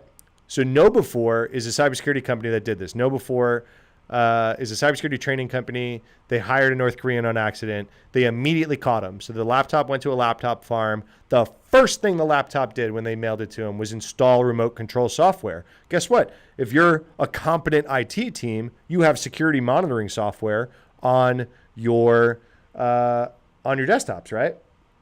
Here, I'll look it up. KnowBe4. Right here. So North Korea IT fake worker tried to infiltrate us. Incident report. So kudos to KnowBe4. They hired the guy, but they immediately caught him because they had cybersecurity tools on their laptops, right? So TLDR, KnowBe4 needed a software engineer for our internal AI team. We posted the job, received resumes, conducted interviews, performed background checks, verified references, hired the person. We sent them their Mac workstation, and the moment they received it, it immediately started to load malware. All right? This was a while back. This was the first one that I heard about. It was July last year. This was the first one I've heard about. But now this is everywhere. They've done this to hundreds of US companies, and a lot of those companies have no idea that they did this. KnowBe4 caught it right away. Hundreds. FBI is saying 500 plus companies currently have North Korean spies working there, right? KnowBe4 facilitates, it's pretty ironic. I don't say it's ironic. I don't judge KnowBe4 that they're a security company and they fell for this. Look at what they did. They did background checks, they interviewed, they verified references, and they hired the person. What else would you do? So the first thing they did that they had any control over from a security standpoint was send them the Mac workstation, and they immediately noticed the malware. So they did the best security thing they could do. I don't judge them. I don't care that they're a security company that fell for this. This is a very, very sophisticated scam. The thing that they talk about to look out for, so some things during their process that could have been better. Apparently, it was VoIP numbers, because it's hard for them to get real U.S. phone numbers. Address and date of birth stuff. Discrepancies. Maybe not enough to fail background check, but it happened. Marital status. They've gotten better at all this. This is 2024 information. They've gotten better at all this. This is like a crazy sophisticated thing now. And then the malware. So this is the stuff that some of these companies just aren't even seeing, right? So I thought they had POC stuff. I thought they had more info about like the malware. So, okay, so a series of suspicious activities were detected on the user beginning right away. Right away, as soon as they got the laptop. July 15th, detected on the user account. They were hired as a principal software engineer. That's a good interview. Blank responded to SOC. He was following those steps. Oh, so they reached out to him. They said, hey, what's this weird stuff going on your laptop? The North Korean responded to the SOC saying he was following up on steps for his router to troubleshoot some speed issue. Then the attacker performed various actions to manipulate the session history files, transfer potentially harmful files, execute unauthorized software. He used a Raspberry Pi to download the malware. The SOC attempted to get more details, saying, hey, what are you doing over there? Including to get him on a call. He stated he was unavailable for a call and later became unresponsive around 10:30 p.m. SOC contained the device. And that was it. He evaporated. As soon as he was questioned, he evaporated. It's not ironic that this is a security company. This shit is happening everywhere. Every blue teamer I know is dealing with a North Korean in their hiring pipeline right now. 20K. Oh, hey, cool. What's up, 20K likes on TikTok? 20K likes on TikTok. 1,100 viewers total on TikTok. Guess how many on Twitch and YouTube? 2. I don't know. I don't know what I'm doing. Thank you, Twitch chat, for hanging out. All one of you. And then I think one of you is in YouTube. It's probably Roman. Roman, is your YouTube tab still open? Yo, someone just followed me. Called Nigerian Prince. Nigerian Prince just followed the host.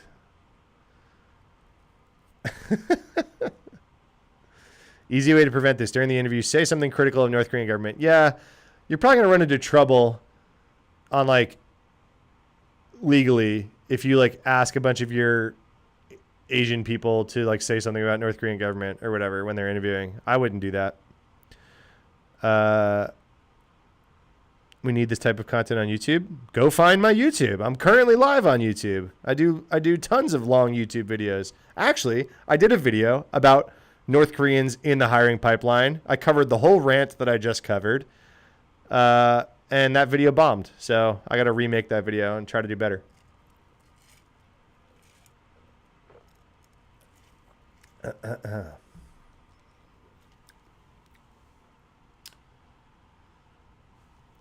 Part of the Insider Threat Playbook. What's my YouTube name? I think the link is in my TikTok bio for my YouTube. What was that noise? Someone started following me. Thanks for the follow. I got another person on Twitch that followed me. There you go. Literally the first alert that's ever popped up while streaming on Streamlabs. I like just switched over to Streamlabs so I could multi-stream places. And that was the first time I heard an alert pop up. I was like, whoa, what's going on? That's kind of messed up, though, because I have a... Hold on. Why? I have, like, very cool Streamlabs alerts set up. And that was a very basic one. I'm going to go on Streamlabs right now and figure out why. I have when you follow me, Streamlabs is supposed to say like hack the planet. Hold on. 2-factor codes. Fucking security people.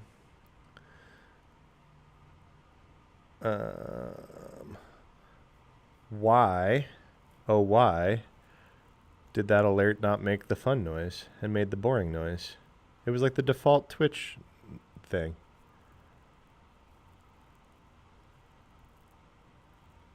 Yeah, why is it default? No! I've put so much effort into this. See that noise? That's not what it's supposed to be. Twitch. Where did my stuff go?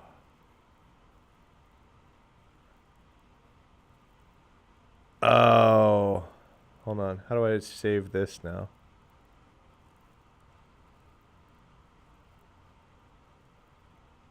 Please do not share. Okay. Streamlabs desktop. Thank you for whoever just subscribed. So then Streamlabs. Boop. Close. Huh. I think I downloaded some like theme that like overwrote something. I don't know what I'm doing. Yeah, we talked about Drift Sales Loft a bunch on stream already today. Thanks, Captain. It's kind of wild, but not that wild. Whoa, I missed a bunch of you. Show up in chat. What up, Ron? Welcome back. Had to explain user yesterday you weren't going to unblock an APT for your watering hole. That's a fun chat. Have a bunch of Infoman systems. I applied WG for your masters. Yeah, there we go. Thank you for whoever followed. I've now fixed my alerts. Isn't that a cool alert? When you follow me on Twitch. Come on. Did you hear it on TikTok? Did you hear the noise? I don't know if you hear it on TikTok. It's the noise that when you used to sign into AOL. TikTok, did you hear it? It's pretty, I love that. But wait, where did chat go? No, no, no. Or did chat just like restart? Hey, if you're in Twitch or YouTube, shout. I think I just... Oh, it just disappeared. Okay, there you are.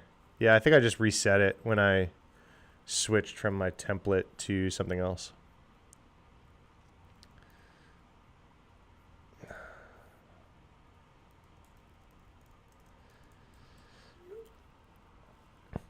Cool. Thanks for following on Twitch and YouTube. So we got to... Please do it. You heard it. Please do it again. Well, you got to follow and get my fun alerts to pop up. I've got all sorts of fun sounds if you do all the Twitch and YouTube things. I've got like a hack the planet thing. If I catch a raid, if someone raids on Twitch, it's a really fun one. It's like, hey, thanks for coming in. I'm still a piece of garbage. I wish that the Streamlabs stuff worked on TikTok.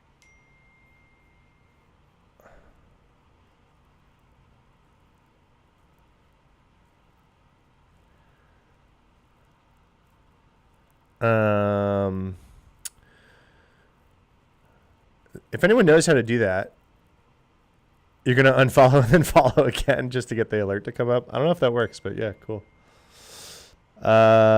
Fake AI interview is crazy. Yeah. Celia Porter, what do you want to do? Sorry, did I miss a question? Would you suggest that you go into a master's program for information management systems? Yeah, I agree with Ron. What do you want to do? I wouldn't like generically recommend master's programs for everybody. Gonna check out YouTube. You're informative and good at getting information across. Thank you, Rowan. I appreciate you greatly.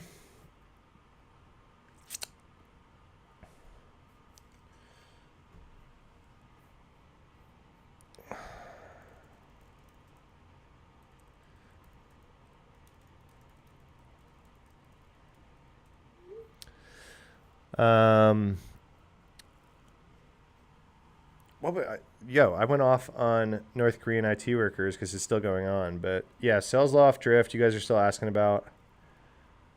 Did you guys see this one? Facebook copyright infringement phishing campaign. So it looks like this. This looks like pretty...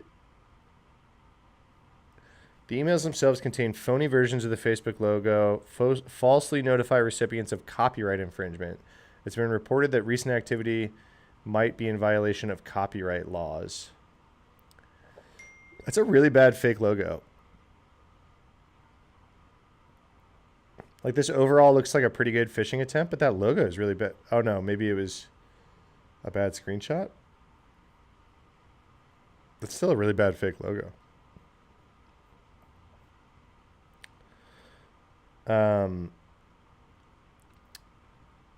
Recipients who mistakenly believe one of the phishing emails would be led to a fake Facebook support page. The page prompts individuals to input their details.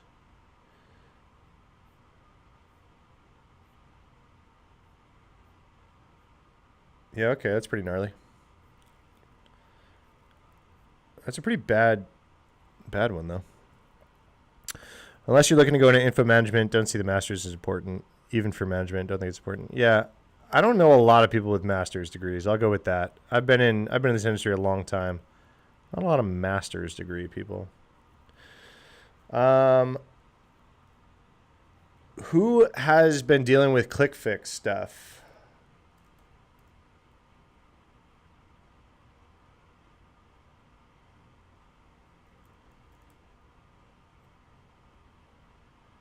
I was talking to some threat intel people this week on my trip. So if you guys like the North Korean stuff, this ClickFix stuff is everywhere too.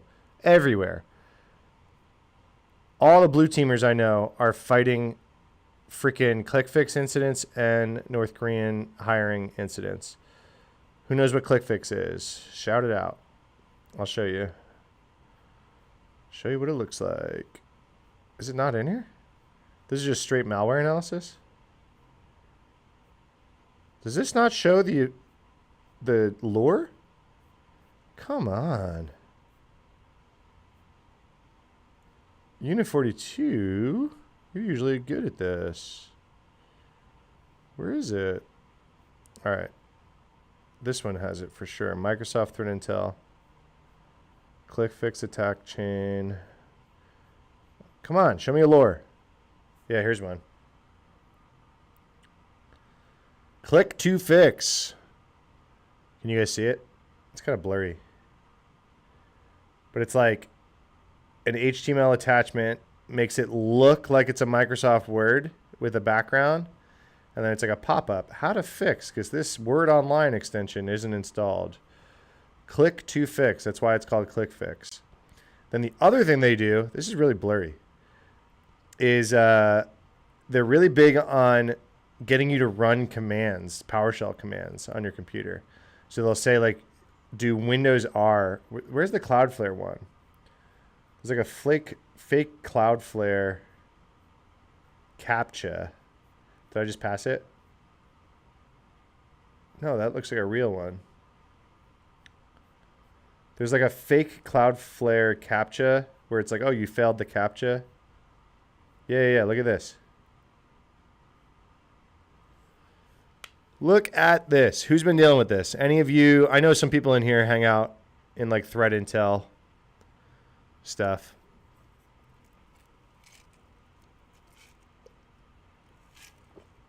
Yo, everyone, thank you for the... This might be the most likes I got on a live. I got 45 new followers, 1,200 of you in here, and 20,000 likes. That's awesome. Thank you. Been following it. Luckily, I haven't had to fight it.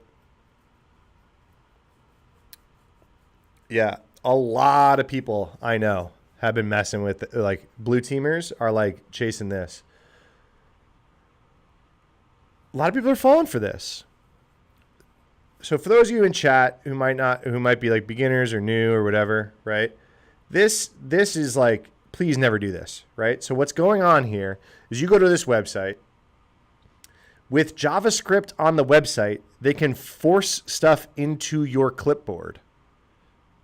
Do you know that? So like instead of you actually having to like highlight something and do Command C, JavaScript on any website you go to can force things onto your clipboard.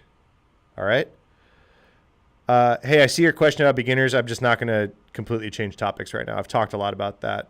I'm just going to talk about this for a sec. Give me a second. Or someone in chat answer the beginner stuff. So when you go to this website, JavaScript can force stuff to your clipboard, right? Then what it's telling you here, like for a CAPTCHA, it doesn't just do CAPTCHAs. It does a bunch of stuff, right? So it'll show you this. It'll say, hey, click here to prove you're human. What up, David K? Thanks for joining YouTube. Prove you're human. And then it'll fail, right? And then what happens? It failed. So an alternate method to prove that you're human, because you clicked that checkbox and it didn't work. And it'll say Command R. What does Command R? What does Windows R do on your thing? It brings up a run dialog, right? Whoa, it seems wildly dangerous that it can force that. Yeah, dude, JavaScript is dangerous. Like this is what cross-site scripting is wild, because you're running your JavaScript in a trusted website's context. So this is like a bad website, right? Bad website. You're now running this website. Like every website you go to, you're running its JavaScript if it's got JavaScript on the page, right? So you're always running JavaScript. So if you go to a bad website, you're running their JavaScript, right? There's a lot of protections in your browser in place nowadays that weren't in place 20 years ago to make it so that JavaScript can't like steal cookies from other websites, can't steal data from your computer, all this kind of stuff. But one of the things it absolutely still can do is force things into your clipboard. Isn't that crazy? With a click. I'm sorry. You have to click. So it's a one-click thing. It's not a zero-click thing. Sorry. Important. This is why it's like a two-step situation. So you go to this website, you click. What it's doing behind the scenes is forcing stuff into your clipboard, right? When the user clicks alternate verification, the button, the page displays this. There's already stuff in the clipboard. So meanwhile, in the background, a malicious command is copied to the user's clipboard. The command is copied, is different for macOS and Windows. So it fingerprints your device. It knows what's going on, right? I'm sorry, it's not zero click. So you do have to fall for a click on a bad website, right? It's not just like drive-by. So you click this, which of course you do, right? Who wouldn't click the I am human thing that pops up freaking everywhere, right? Is this a website he's reading off of? Me? Yeah, this is like Microsoft's threat intel blog. So you click this, I am human. That forces something into your clipboard. This pops up. It says hold Windows R key. What does that do? It brings up your command prompt, right? Then it says Control V. That pastes the stuff that they forced into your clipboard. You didn't know that you copied anything. So it's saying press and hold the Windows key. In the verification window that pops up, do Control V to paste the code, right? And then press enter. If you do that fast enough and you don't know what you did, you just ran a PowerShell command. So here's what's actually going into your clipboard. On Windows, it's PowerShell, execute, bypass, command, file, system IO, combine, temporary API, PowerShell, invoke web request. So with PowerShell, reach out to this web page, which is going to have the next command and control stuff to do, right? On on Mac OS, it's going to bin bash curl to a web page and get a shell script. Mac OS verification authenticated by Cloudflare. This is all fake. This is a comment, right? And so that's the shell script that'll actually do the second stage of the malware. And it'll do a bunch of stuff. So the command for Mac OS runs that shell script. What does it do? It grabs the username, does a who am I, validate the password, store the password, download the payload, remove quarantine, make it executable, and launches the malware that it then downloads from the second stage. pretty gnarly, right, everybody? This is gnarly. This shit is everywhere. ClickFix is everywhere right now. I scrolled past how many of them to show you that Cloudflare one because I think that that's the best one. But I mean, this one will get some people, right? It's a fake Word document web page. It says how to fix this Word document. So you click that. That's going to copy the thing. And then once you click it and copy it, it's like, that extension still didn't work. Now, right-click the Start button, run this PowerShell, and then paste, right? So it's just it's all just different ways of tricking you to copy the command, open a command prompt, and paste. Where do I find this info? This is Microsoft's Threat Intel blog, which is very good. I run a newsletter. If you want to subscribe, every Friday, it's a free newsletter. I post kind of the most interesting stuff from the week. What does it do to Linux? I think this is just Windows and Mac, this particular campaign on ClickFix stuff. I think it would just barf on Linux. Maybe there's Linux variants that will do, because that same Mac OS command would probably work. The bin bash curl would work on Linux. That works on Mac. I don't know about the second stage. I don't know if there's a second stage malware. This is the best write-up. Yeah, I made a whole video on my YouTube about this exact Microsoft Threat Intel blog. That's why I'm bringing it up right now. So yeah, it's just, I mean, it's all just different ways to get you to click. That first click is important because it forces stuff on your clipboard, and then it gets you to open some stuff. What is this one?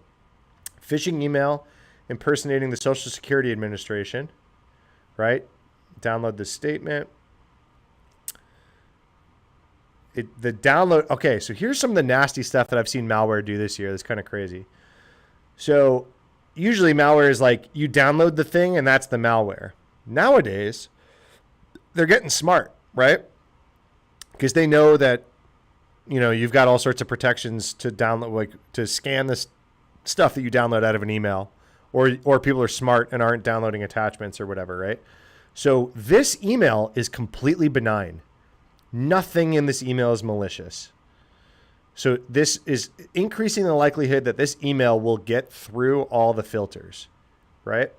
And then it'll send you to something else, right? So it's linking to a malicious site, uses Google Ads URLs to redirect. So this Google Ads URL won't get blocked by an email filter either because it's Google. So this link doesn't send off any alarms, right? Then the Google Ads URL redirects you to the actual malicious page.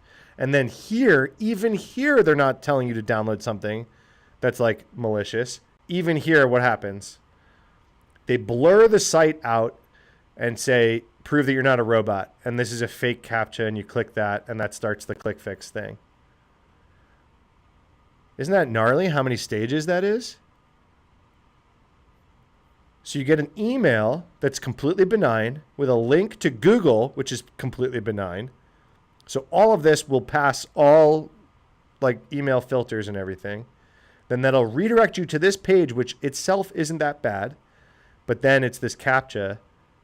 And you're thinking you got to like do something for your Social Security Administration stuff. So you're like, oh, I got to get past this CAPTCHA and take care of my Social Security thing. Click this, and then boom, the ClickFix thing. Well, you didn't pass the I am the robot thing. So you're going to need to do this to prove you're not a robot. Gnarly, right? All right, then malvertising is another way to do it. So that's how they emailed a phishing thing. That was interesting. And this one, April 2025, this was malvertising. So this is, you know, probably pirated or adult content website. Users who attempted to stream free or private movies on a certain website inadvertently launched a variety of scam pages in a new browser tab when they clicked the movie. You've all seen this, right? If you go to a sketchy site and click play, it's going to open a bunch of tabs or whatever, right? For those of you who were like trying to stream the UFC fights earlier, this is the kind of stuff that happens when you go to these sketchy sites, right?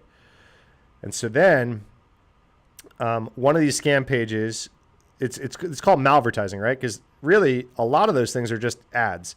So like you click here and it opens up a bunch of pop-ups. A lot of those pop-ups aren't malware, right? They're actual ads, right? But this one, it's like there's a pop-up and then it's the same thing. Verify you're not human. It's back to click fix, right? Drive-by compromise.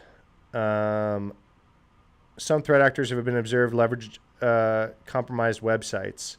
For example, threat actor we track as Storm 0249. So Storm is out of Russia.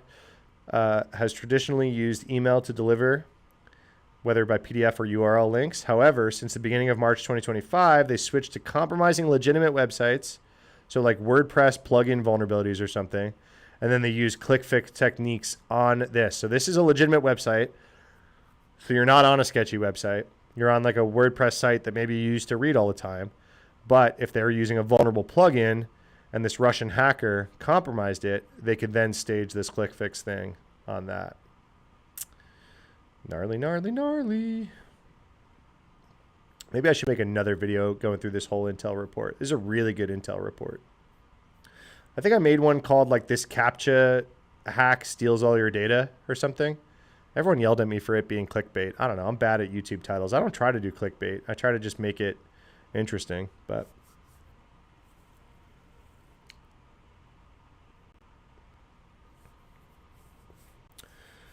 all right, guys. I have been streaming for 2.5 hours. I think I should probably go home, make some dinner. For you parents in the room, big win on the parenting side. I'm reading The Hobbit to my kiddo. We're finally at the age where the attention span is long enough. So some people have pocket Bibles. Some people have pocket constitutions. I have pocket Lord of the Rings. So this is my, oh yeah? Would you like to hear about my Lord and Savior? Can I interest you in some word from the good book of Aragorn? Look at the, I looked at this and I was like, there's no way that's the whole book, right? Because it's so small. Look at the font. It's like super, super small font. Boom, boom, boom. Brother, big news. I got a big interview off LinkedIn. Heck yeah. Someone fought the LinkedIn apply button and won. It happens. It happens. Congrats. Good luck. What's the job for? My Lord and Savior Bilbo Baggins. Yeah. Yeah, so we just met Gollum. We just passed the chapter with Gollum in The Hobbit in my nighttime readings. And I do the whole, I get really into it when I'm reading it, right? So we're reading a bedtime story basically. And I'm like, Gollum, what's in its pockets is, I like do the whole voice, right? And so now my kid was like, whoa, Gollum's awesome. And I'm like, yeah, Gollum is pretty awesome. Kind of scary and freaky, but can you talk about the NX supply chain attack? Yo, go to YouTube on the VOD for this live. I talked through the whole NX supply chain attack already. You can watch it on YouTube. I did this stream on YouTube. You can scroll back. No, I didn't apply. I was posting about AI, GRC, product evangelism. Your post got 100,000 impressions and you got an interview.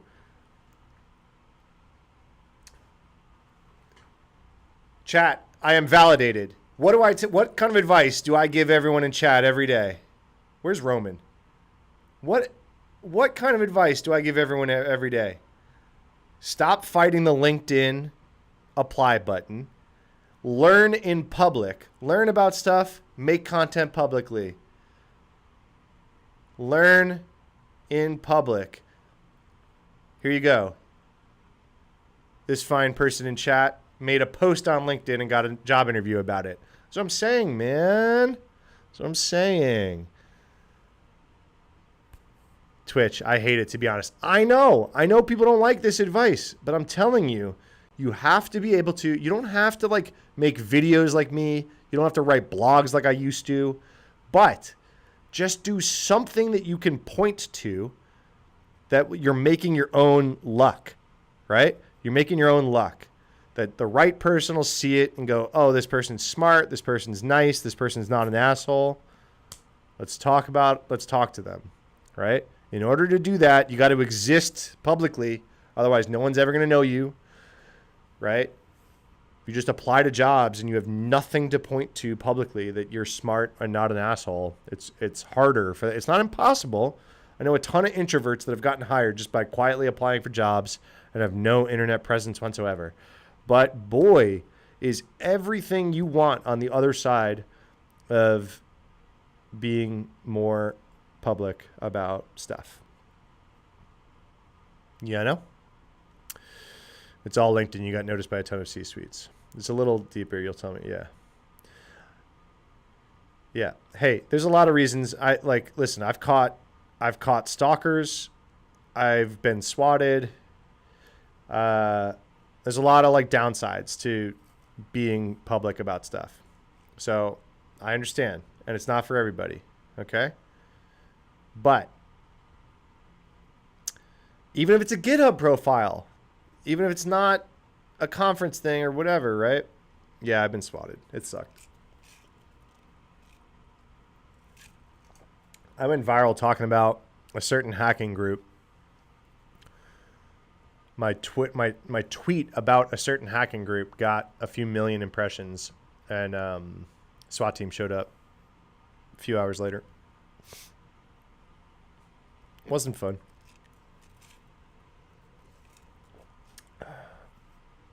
Could you tell us about it? I mean, I don't love talking publicly about it. I don't want to bring a ton of attention to it, but it happened. It was fine. They didn't bust down my door or anything. It was all good. But yeah. I was in the middle of a meeting. I was on a Zoom. I had to walk off the Zoom. I had to come back a little while later and be like, SWAT team's outside. BRB. It was fine. It was all good. I'm good. I'm fine. But yeah, there's downsides for sure. But right here in chat, got a job because of a LinkedIn post, got noticed by a ton of C-suites because you made some awesome observation about something. I'm just a big fan. We're all humans. We all need to connect with each other. I don't want the worst of us to keep the best of us quiet. You know what I mean? I don't want the worst of society keeping us from connecting with each other and sharing ideas. I'm really passionate about sharing ideas, especially in the age of AI. A bunch of AI nonsense out there. That's not you sharing ideas. That's you generating AI nonsense, right? It's important to share novel information right now.